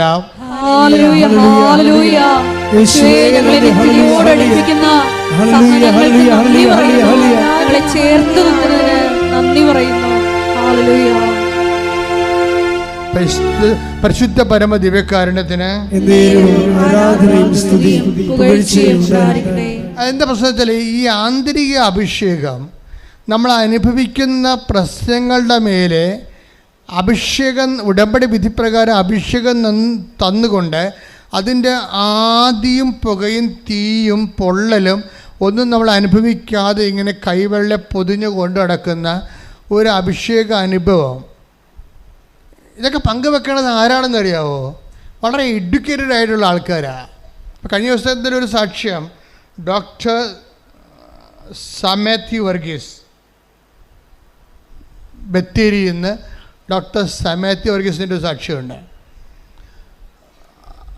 എന്താ സാക്ഷ്യം എന്ന് വെച്ച് കഴിഞ്ഞാൽ, ഇദ്ദേഹം അമേരിക്കൻ MBBS ആണ്. അപ്പോൾ അമേരിക്കൻ MBBS വന്നിട്ട് ഇന്ത്യയിൽ പ്രാക്ടീസ് ചെയ്യണമെങ്കിൽ പിന്നെ FMG എക്സാം എഴുതണം. അപ്പോൾ FMG എക്സാം എഴുതുന്ന സമയത്ത് ഒരു വലിയ വിഷമം വന്നു. കാര്യം സാധാരണ മറ്റ് രാജ്യങ്ങളിലൊക്കെ പോയി വരുമ്പോൾ FMG എക്സാം എഴുതുമ്പോൾ 18% അവർക്ക് എഴുതാൻ പറ്റത്തുള്ളൂ. ഇങ്ങനെയൊക്കെ പക്ഷേ 5 ക്വസ്റ്റ്യൻ എടുത്ത് ബാക്കിയെല്ലാം പുള്ളി അറ്റൻഡ് ചെയ്ത്. ചിലർക്ക് 6-7 FMG എക്സാം എഴുതിയിട്ടാണ് ഇന്ത്യയിൽ പ്രാക്ടീസ് വാങ്ങിക്കണത്. ഇങ്ങനെയൊക്കെ 5 ക്വസ്റ്റ്യൻ മാത്രമേ മിസ്സായിട്ടുള്ളൂ. ബാക്കിയെല്ലാം അങ്ങനെ എഴുതി FMG എക്സാമിനെ. എഴുതി കഴിഞ്ഞപ്പോൾ ഉടനെ ഭയങ്കര പനിയും കുളിരും വിറവലും ഒക്കെ വന്ന് ഛർദ്ദിച്ച് ഇങ്ങനെ ആശുപത്രി ചെന്നപ്പോൾ ബ്ലഡെല്ലാം ടെസ്റ്റ് ചെയ്ത് കഴിഞ്ഞപ്പോൾ ഡോക്ടർ പറഞ്ഞ് ലിവറിലെ ഫ്ലൂയിഡ് കളക്ട് ചെയ്തിട്ടുണ്ടെന്ന് പറഞ്ഞു. അപ്പോൾ കൂളായിട്ട് നിൽക്കാൻ പുള്ളി ഇതൊക്കെ കേട്ടിട്ട്, ഡോക്ടറാണ് ആള്. അപ്പം അവിടെ നിന്ന് പറഞ്ഞിരിക്കുന്നത് ലിവറിലെ ഫ്ലൂയിഡ് കളക്ട് ആയിട്ടുണ്ടെന്ന്. പുള്ളി മൈൻഡ് ചെയ്യാതെ നിൽക്കുന്നത്. പുള്ളി മൈൻഡ് ചെയ്യാതെ നിൽക്കുന്നതിന് കാരണം പുള്ളി പറയുന്നുണ്ട്. അതാണ് നമ്മൾ ശ്രദ്ധിക്കേണ്ടത്. കാരണം എന്ന് പറഞ്ഞത്, ഞാൻ FMG എക്സാം എഴുതുന്നതിന് മുമ്പ് ഇവിടെ വന്ന് ഉടമ്പടി എടുത്ത് കഴിഞ്ഞിട്ട് എനിക്ക് ഏറ്റവും വലിയ പ്രോബ്ലം എക്സാം ആയിരുന്നു. ഏത്? SMG എക്സാമാണ്. അതിൻ്റെ 5 ക്വസ്റ്റ്യൻ എനിക്ക് പോയുള്ളൂ. 5 ക്വസ്റ്റ്യൻ പോയിട്ട് എനിക്കൊന്നും ഫീൽ ചെയ്തില്ല. അതായത് ഇതിൻ്റെ ഒരു ടെൻഷൻ ഇല്ലാത്ത രീതിയിൽ ഇതുപോലെ എൻ്റെ ഫ്ലൂയിഡാണ് അതുപോലെ തന്നെ എൻ്റെ കരളിൽ ഫ്ലൂയിഡ് കളക്ട് ചെയ്തിരിക്കുന്നു എന്ന് പറഞ്ഞിട്ടും എനിക്കത് ഫീൽ ചെയ്തില്ല. പിന്നെ ഡോക്ടർ ഇങ്ങനെ എന്താണ് ഡീറ്റെയിൽഡ് കാർഡിയോ മയോപ്പതി എന്നും പറഞ്ഞു എന്തൊക്കെ ചികിത്സ, എനിക്ക് അതിനെക്കുറിച്ചൊന്നും അദ്ദേഹം പറഞ്ഞാൽ ഞാൻ പറയണതേ ഉള്ളൂ. എനിക്ക് എൻ്റെ ഡീറ്റെയിൽഡ് അറിയാൻ പാടില്ല. അപ്പം അത് പറയണ ഡോക്ടർ തന്നെ ഈ മനുഷ്യൻ്റെ അബോധാവസ്ഥയിൽ ഡോക്ടർ പറയുന്നുണ്ട്, ഹാർട്ട് പോയിരിക്കുകയാണ്, ഇത് മൊത്തം മാറ്റിവെക്കേണ്ടി വരുമെന്ന് പറഞ്ഞു. അപ്പോൾ ഈ മനുഷ്യൻ ഇങ്ങനെ ഇയാളാക്കി ഈ ഒരു ഭാവവ്യത്യാസമില്ലാതെ പേഷ്യൻ്റ് ഡോക്ടറാണെന്ന് ആ കാർഡിയോളജിസ്റ്റിന് അറിയാം. അറിഞ്ഞുകൊണ്ട് തന്നെയാണ് പറയണത്. എന്താ പറയണത്? ലിവർ മാത്രമല്ല, ഹാർട്ടും പോയിരിക്കുകയാണ്, ഇത് മാറ്റിവെക്കേണ്ടി വരുമോ എന്ന്. അപ്പോൾ ഇങ്ങനെ കൂളായിട്ട് ഡോക്ടറെ നോക്കുകയാണ്. അപ്പോൾ ഡോക്ടർ തിരിച്ചു ചോദിക്കും, നിങ്ങളൊരു ഡോക്ടറല്ലേ, ഞാൻ പറഞ്ഞത് നിങ്ങളുടെ ഹാർട്ട് മാറ്റി വെക്കണമെന്ന് പറഞ്ഞിട്ട് നിങ്ങൾക്ക് എന്താ ഒരു ഭാവവ്യത്യാസം ഇല്ലാത്തതെന്ന്. അപ്പോഴേ ഈ മനുഷ്യൻ്റെ പറയണത് ഉടമ്പടി എടുത്തതിന് ശേഷം ഇങ്ങനെയാണെന്ന്. ആന്തരിക അഭിഷേകം, ഒരു മനുഷ്യൻ്റെ ഹാർട്ട് മാറ്റി വെക്കണമെന്ന് പറഞ്ഞിട്ട് ഒരു ഡോക്ടറിനെ കേൾപ്പിച്ച് പറഞ്ഞിട്ട് ഒരു ഭാവവ്യത്യാസമില്ല. എന്നുവെച്ചാൽ എന്താ കാര്യം? മാതാവിൻ്റെ മനസ്സിൽ നിറഞ്ഞിരിക്കുക. അമ്മ ഇത് എവിടെയെങ്കിലും കൊണ്ടുപോയി കൃത്യമായിട്ട് എത്തിക്കുമെന്നല്ല, ആന്തരിക ബോധ്യം കിട്ടിയിരിക്കുന്ന ആത്മധൈര്യമാണ്. ശ്രദ്ധിക്കട്ടെ. ഹല്ലേലൂയ, ഹല്ലേലൂയ, ഹല്ലേലൂയ, ഹല്ലേലൂയ. യേശുവേ, കൊടിയ സമരങ്ങളിൽ ആത്മധൈര്യത്താൽ മുന്നേറുവാൻ ഈ ആരാധനയിലൂടെ ഞങ്ങളെ അഭിഷേകം ചെയ്യണമേ. ഹല്ലേലൂയ. അതെന്ത് സംഭവിച്ചാൽ ആ ഡോക്ടറുടെ ചിന്ത എന്താണ്? ഹാർട്ട് മാറ്റി വെക്കാനാണ് പറഞ്ഞിരിക്കുന്നത്. പക്ഷെ അങ്ങനെ ഫീലിംഗ് ഒന്നുമില്ല. അമ്മ ആന്തരിക അഭിഷേകം കൊടുത്തിരിക്കുക, ആത്മധൈര്യം കൊടുത്തിരിക്കുകയാണ്. അപ്പോൾ അദ്ദേഹത്തിൻ്റെ മനസ്സിലൊരു പ്രത്യാശയുണ്ട്. എന്താണ്? 90 ദിവസം കഴിയുമ്പോഴേ ഉടമ്പടി, അമ്മയോട് ചെയ്ത ഉടമ്പടി പുതുക്കാമല്ലോ. അപ്പോൾ അതിനു വേണ്ടി ഇങ്ങനെ ദാഹിച്ച് മുഖിച്ച് കാത്തിരിക്കുകയാണ്. എന്താണ്? ഉടമ്പടി പുതുക്കാമല്ലോ. അപ്പം നിങ്ങളാണെങ്കിൽ പറയും, അച്ഛനെ കാണാമല്ലോ എന്ന് പറയും. അവിടെ വെച്ചാണ് എല്ലാം പൊട്ടണത്. ഉടമ്പടി ലക്ഷ്യം അച്ഛനെ കാണുന്ന ആക്കുമ്പോഴാണ് അമ്മനെ കാണുക, അച്ഛനെ കാണാതെ തന്നെയത്. ഉടമ്പടി പുതുക്കാമല്ലോ എന്ന് വിചാരിച്ചിട്ട് എൻ്റെ ദൈവവുമായിട്ട് എനിക്ക് അടുത്ത ബന്ധങ്ങളിലേക്ക് ആത്മാർത്ഥമായിട്ട് പോകാമല്ലോ എന്ന് വിചാരിച്ചുകൊണ്ട് ഈ മനുഷ്യൻ വന്ന് ഉടമ്പടി അത്യാഹ്ലാദത്തോടെ പുതുക്കും. ഹാർട്ട് ഓപ്പറേഷന് വേണ്ടി ഹാർട്ട് മാറ്റിവെക്കും. ഓപ്പറേഷൻ അല്ല, ഹാർട്ട് മാറ്റിവെക്കാൻ പറഞ്ഞ് ഡോക്ടർ വന്നിട്ട് ഉടമ്പടി പുതുക്കും. പുതുക്കി കഴിഞ്ഞിട്ട് പോയി ടെസ്റ്റ് ചെയ്യുമ്പോൾ എൻ്റെ ഹാർട്ടിൻ്റെ പൾസ് റേറ്റ് 18 അത് അമ്മ 34 കൊടുക്കും. ഇതിൻ്റെ ലെഫ്റ്റ് വെർട്ടിക്കിൾ ഇടത്തെ ഹൃദയത്തിൻ്റെ അറ പകുതിയെ വർക്ക് ചെയ്യത്തുള്ളായിരുന്നു. അമ്മ അത് അത് മുഴുവനാക്കി കൊടുക്കും. ഒരു കുഴപ്പമില്ല. ഹൃദയത്തിൻ്റെ ഇടതേ അറയില്ലേ, അത് പകുതിയെ വർക്ക് ചെയ്യത്തുള്ളായിരുന്നു. ഉടമ്പടി പുതുക്കി കഴിഞ്ഞപ്പോൾ ആ വാഗ്ദാനം പോലെ തന്നെ അത് ഫുള്ളായിട്ട് വർക്ക് ചെയ്യുന്ന രീതിയിലായിട്ട് ഒരു ഓപ്പറേഷൻ വേണ്ട, ഒരു ഹാർട്ട് മാറ്റേണ്ട. ഇതാ മാറ്റുന്നത് ആരാണ്? അമ്മ തന്നെ. ഞാൻ ഒരു ഓണറുടെ സഡൻ ഇങ്ങനെ ഒരു ശുശ്രൂഷയ്ക്ക് വന്ന ആളില്ല. എപ്പോഴും നിങ്ങൾ പറയാറുണ്ട് 84 മുതൽ ധ്യാനിപ്പിക്കാൻ നിൽക്കുന്നയാളാണ്. അമ്മ ഉടമ്പടി തരണത് 2015. പക്ഷേ അതുവരെ ഈ കൃപാസനത്തിൽ തന്നെ എല്ലാ ദിവസവും തന്നെ ചൊവ്വാഴ്ചയും തിങ്കളാഴ്ചയും ഒക്കെ ആൾ വരികയും നല്ല ധ്യാനവും കൗൺസിലിങ്ങും. ഞാൻ ഈ മരിയൻ തപസ്സം എന്ന് പറഞ്ഞൊരു ധ്യാനം ഉണ്ടായിരുന്നു ഇവിടെ. അതൊരു 1.5 ധ്യാനമാണ്. ഭയങ്കര കഷ്ടപ്പാടാണ് നിർത്തിപ്പോയതാണ്. ഞാൻ തന്നെ കിടന്ന് അലയണം. അവന് 6 മണിക്ക് കയറിയ രാത്രി 9 മണിക്കാണ് ഇറങ്ങണത്. തീരണ ദിവസമാണെങ്കിൽ രാത്രി 9 മണിക്ക് 6 മണിക്ക് കയറിയിട്ട് ഞാൻ വെളുപ്പിനെ 4 മണിക്കാണ് പിന്നെ പോണത്, ആൾക്കാരെല്ലാം കണ്ടുപോണത്. അങ്ങനെയാണ് രോഗമൊക്കെ ആയിപ്പോയത്. വരുത്തി വെച്ചതാണ് ശരിക്കും പറഞ്ഞാൽ. ഉറക്കം നിന്നുകൊണ്ട് ഇങ്ങനെ അലഞ്ഞും കെട്ടിയും ഉണ്ടാക്കിയ. അപ്പം അതുകൊണ്ട് ആ മരിയൻ തപസ് നിർത്തിക്കളഞ്ഞത്. പക്ഷെ അങ്ങനെ ആ മരിയൻ തപസ്സിലും കാണാത്ത രീതിയിലുള്ള അഭിഷേക തലങ്ങളാണ് അമ്മ ഉടമ്പടി തന്നപ്പോൾ വരണത്. നമ്മൾ ഒരിക്കലും ഓരോരുത്തരും കാണാത്ത രീതിയിലുള്ള അനുഭവ സാധ്യതകളാണ് ഉടമ്പടിയിലുള്ളത്. അപ്പോൾ അതുകൊണ്ട് ഞാൻ എന്താ പറയണമെന്ന് വെച്ച് കഴിഞ്ഞാൽ, ഉടമ്പടിയുടെ അഭിഷേകതലം ദൈവം നിൻ്റെ കടം, നിൻ്റെ രോഗം, നിൻ്റെ ജീവിത ദുഃഖം ഏറ്റെടുക്കുന്നത് വരെ ഒരു ടൈമുണ്ട്, നിലനിൽപ്പിൻ്റെ സമയം. ആ നിലനിൽപ്പിൻ്റെ സമയം നീ നിരാശപ്പെട്ട് ജീവിക്കരുത്. മറിച്ച് അവിടെ ആന്തരിക അഭിഷേകത്തിൻ്റെ സാധ്യത സ്കോപ്പുണ്ട്. അത് ദൈവത്തിന് വേണ്ടി അവലംബിച്ച് വേണ്ടി പ്രാർത്ഥിച്ചുകൊണ്ടിരിക്കണം. പ്രാർത്ഥിക്കുക, കർത്താവേ അങ്ങന്റെ ഉടമ്പടി പൂർണ്ണമായി ഏറ്റെടുക്കുന്നവരെ ആ ഇടക്കാലങ്ങളിൽ ഉണ്ടാകുന്ന എല്ലാ സങ്കടങ്ങളെയും ദുഃഖങ്ങളെയും വിഷമതകളെയും അതിജീവിക്കാനുള്ള ആന്തരിക അഭിഷേകം നൽകണം. അടുത്ത് മാറ്റുന്നു വരും. എങ്ങനെ ചെയ്താലും നിലനിൽപ്പിനുള്ള ഭരമാണ് കർത്താവ് നൽകണത്. അതുകൊണ്ട് തന്നെ രോഗങ്ങൾ മാറാനും ജീവിത പ്രാരാബ്ധങ്ങളും പ്രതിസന്ധികളും അതിജീവിക്കാൻ വേണ്ടി അഭിഷിക്തൻ ഈശോ ഞാൻ എൻ്റെ 38 വർഷത്തെ പൗരോഹിത്യത്തിൻ്റെ ശുശ്രൂഷ അധികാരത്തിൽ സർവോപരി കൃപാസന അൾത്താരയിൽ ജീവനോടെ പ്രത്യക്ഷപ്പെട്ട പരിശുദ്ധ അമ്മയുടെ മാധ്യസ്ഥത്തിലാണ് ഞാൻ ഈശോ നാമത്തിൽ നിങ്ങളെ ആശീർവദിക്കുന്നത്.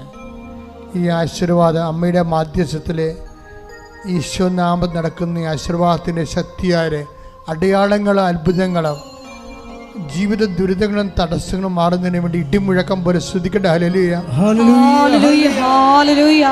കർത്താവിന്റെ ഉന്നതമായ നാമത്തിന് സ്വന്തം ചെയ്യുന്ന കർത്താവിന്റെ വിശുദ്ധ പൗരോഹിത്യത്തെ മഹത്വപ്പെടുത്തണമേ. കർത്താവെ, സഭയിലുള്ള സാന്നിധ്യം പ്രകടമാക്കണമേ. കർത്താവിന്റെ വിശുദ്ധ പൗരോഹിത്യത്തെ മഹത്വപ്പെടുത്തണമേ. കർത്താവെ, സഭയിലുള്ള സാന്നിധ്യം പ്രകടമാക്കണമേ. എൻ്റെ കർത്താവിന് ഉന്നതമായ നാമത്തിൽ സഭയുടെ അധികാരത്തിൽ കുരിശിൻ്റെ അടയാളത്തിൽ ദൈവത്തിൻ്റെ ശക്തിയാൽ മാരകരോഗങ്ങൾ, തീരാവേദികൾ, ജീവിത ദുരിതങ്ങൾ യേശുനാമത്തിൽ മാറട്ടെ. കർത്താവേ, നിന്റെ വിശുദ്ധ രക്തം ഈ മക്കളുടെ മേൽ തളിക്കണമേ. കർത്താവേ, നിന്റെ വിശുദ്ധ രക്തം ഉച്ച മുതൽ ഉള്ളംകാല് വരെ ഈ മക്കളിൽ തളിക്കണമേ. ഓൺലൈനിൽ പ്രാർത്ഥിക്കുന്നവരിലും തീർത്ഥാടനത്തിൽ പ്രാർത്ഥിക്കുന്നവരിലും ഇപ്പോൾ ഉടമ്പടി ആയിരിക്കുന്ന എല്ലാവരുടെയും പേരും കർത്താവേ, നിന്റെ തിരുമുറുപാർന്ന് വലതുകരം സ്പർശിക്കണമേ. അടിപ്പിണർ പോലെ വൈദ്യുത ആഘാതം പോലെ ദൈവിക ശക്തി ഈ മക്കളിലേക്ക് ആവശ്യിക്കട്ടെ. ഉച്ച മുതൽ ഉള്ളംകാല് വരെ കർത്താവിൻ്റെ രക്തം പടരട്ടെ. ഉച്ച മുതൽ ഉള്ളംകാല് വരെ കർത്താവിൻ്റെ രക്തം പടരട്ടെ. മാർഗരോഗങ്ങൾ, തീരാവേദികൾ, വിസർപ്പ രോഗങ്ങൾ, എപ്പിലെപ്സി രോഗങ്ങൾ, ഓട്ടിസം രോഗങ്ങൾ, തൈറോയ്ഡ് രോഗങ്ങൾ, ടോൺസിൽ രോഗങ്ങൾ, സ്പോണ്ടിലോസിസ് രോഗങ്ങൾ, ക്യാൻസർ രോഗങ്ങൾ, സിസ്റ്റ് രോഗങ്ങൾ, PCOD രോഗങ്ങൾ, നടുവ് രോഗങ്ങൾ, കിഡ്നി രോഗങ്ങൾ, ഹൃദയ രോഗങ്ങൾ, കരളിൻ്റെ രോഗങ്ങൾ, ബ്രെയിൻ്റെ രോഗങ്ങൾ, മുടി കൊഴിയുന്ന അവസ്ഥകൾ, എല്ലാവിധത്തിലും അലർജികൾ, ത്വക്കലർജികൾ, സിസ്റ്റ് അലർജികൾ യേശു ക്രിസ്തുവിൻ്റെ ഉന്നതമായ നാമത്തിൽ മാറിപ്പോകട്ടെ. യേശു ക്രിസ്തുവിൻ്റെ ഉന്നതമായ നാമത്തിൽ മാറിപ്പോകട്ടെ. ശ്രുതിക്കട്ടെ. എല്ലാ രോഗങ്ങളും സുഖപ്പെട്ടുകൊണ്ട് ഈശോ ഈ ആരാധനയിലൂടെ അങ്ങയുടെ നാമത്തെ മഹത്വപ്പെടുത്തണമേ.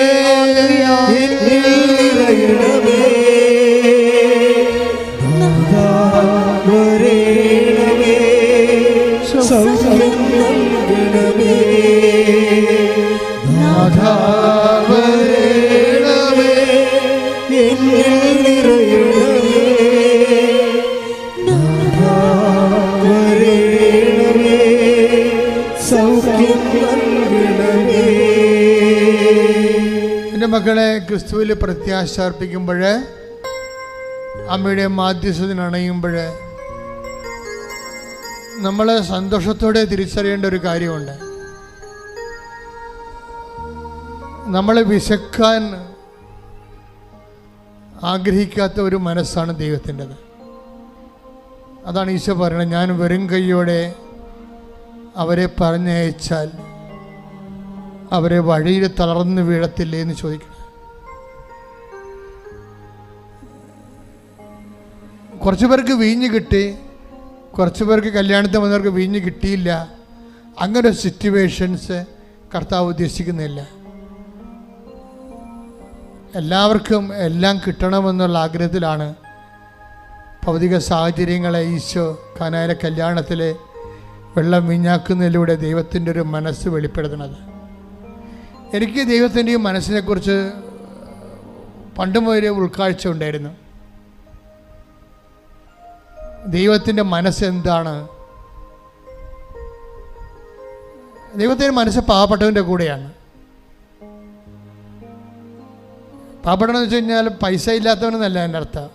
അത് മാത്രമില്ല, ഏതെല്ലാം തരത്തിൽ നിനക്ക് ഇല്ലായ്മ ഉണ്ടോ അവൻ്റെ കൂടെയാണ് കർത്താവ് നിൽക്കുന്നത്. എല്ലാം പരിഹരിക്കാൻ നിന്നെ ദൈവത്തിന് കഴിയും. ദൈവത്തിന് എല്ലാത്തിനും മറുപടിയുണ്ട്. നീ ചെയ്യേണ്ട നിൻ്റെ ഈ ജീവിത സാഹചര്യത്തിൽ നീ പ്രാർത്ഥിക്കേണ്ടത് ദൈവം വരണേ നിൻ്റെ ഹൃദയത്തിലെന്ന്. ഈ ഒരു കുറവ് നോക്കിക്കൊണ്ട് ഇത് നികർത്താൻ വേണ്ടി എൻ്റെ രക്ഷകനായ എൻ്റെ ദൈവമേ നീ എൻ്റെ ജീവിതത്തിലേക്ക് വരണമേ പറഞ്ഞ് കർത്താവേ എൻ്റെ കുടുംബത്തിലെ എൻ്റെ ജീവിതത്തിലെ വിദ്യാഭ്യാസപരമാകാം, അതിർത്തി തർക്കമാകാം, വീടില്ലാത്ത അവസ്ഥയാകാം, വഴിയും വസ്തുവില്ലാത്ത അവസ്ഥയാകാം, ജോലിയില്ലാത്ത അവസ്ഥയാകാം, സാമ്പത്തിക തകർച്ചയാകാം. കർത്താവേ ഈ കുറവ് നിവർത്തിക്കൊണ്ട് നീ തന്നെ നിന്റെ നാമത്തിലെ എന്റെ ജീവിതത്തിലെ ആന്തരിക അഭിഷേകമായി അടയാളം കാണിക്കണമേ.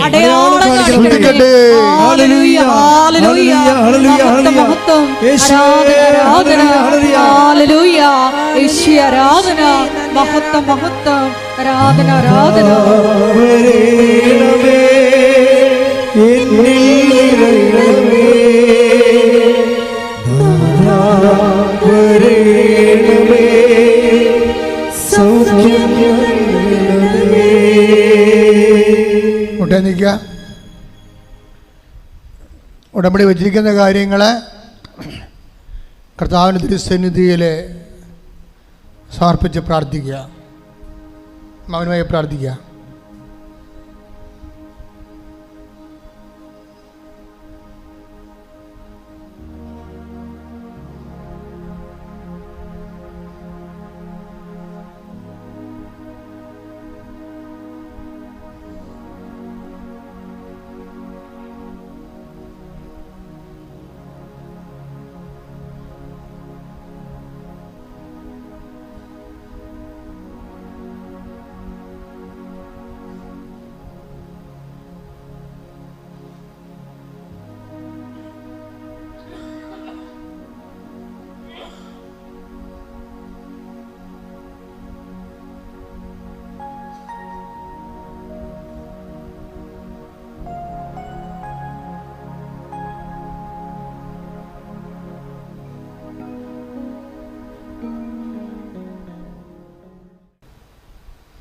എല്ലാവരും മുട്ട നിൽക്കുക. സംഭവന ആശീർവാദം. ഒരിക്കൽ കൂടി മരിയൻ ഉടമ്പടിയിൽ സമർപ്പിച്ചിരിക്കുന്ന എല്ലാ വിഷയങ്ങളും ദൈവമാതാവിൻ്റെ മധ്യസ്ഥയിൽ ദിവ്യകാരുണ്യ സന്നിധിയിൽ നമുക്കൊരു നിമിഷം സമർപ്പിച്ച് പ്രാർത്ഥിക്കാം. വിശ്വാസം ജീവിക്കാനുള്ള വലിയ കൃപ ഈ ആരാധനയിലൂടെ ഞങ്ങൾക്ക് ഓരോരുത്തർക്കും നൽകണമേ എന്ന് പ്രാർത്ഥിച്ചുകൊണ്ട് ശിരസ് നമിച്ച് നമുക്ക് ദിവ്യകാരുണ്യനാഥൻ്റെ ആശീർവാദം സ്വീകരിക്കാം.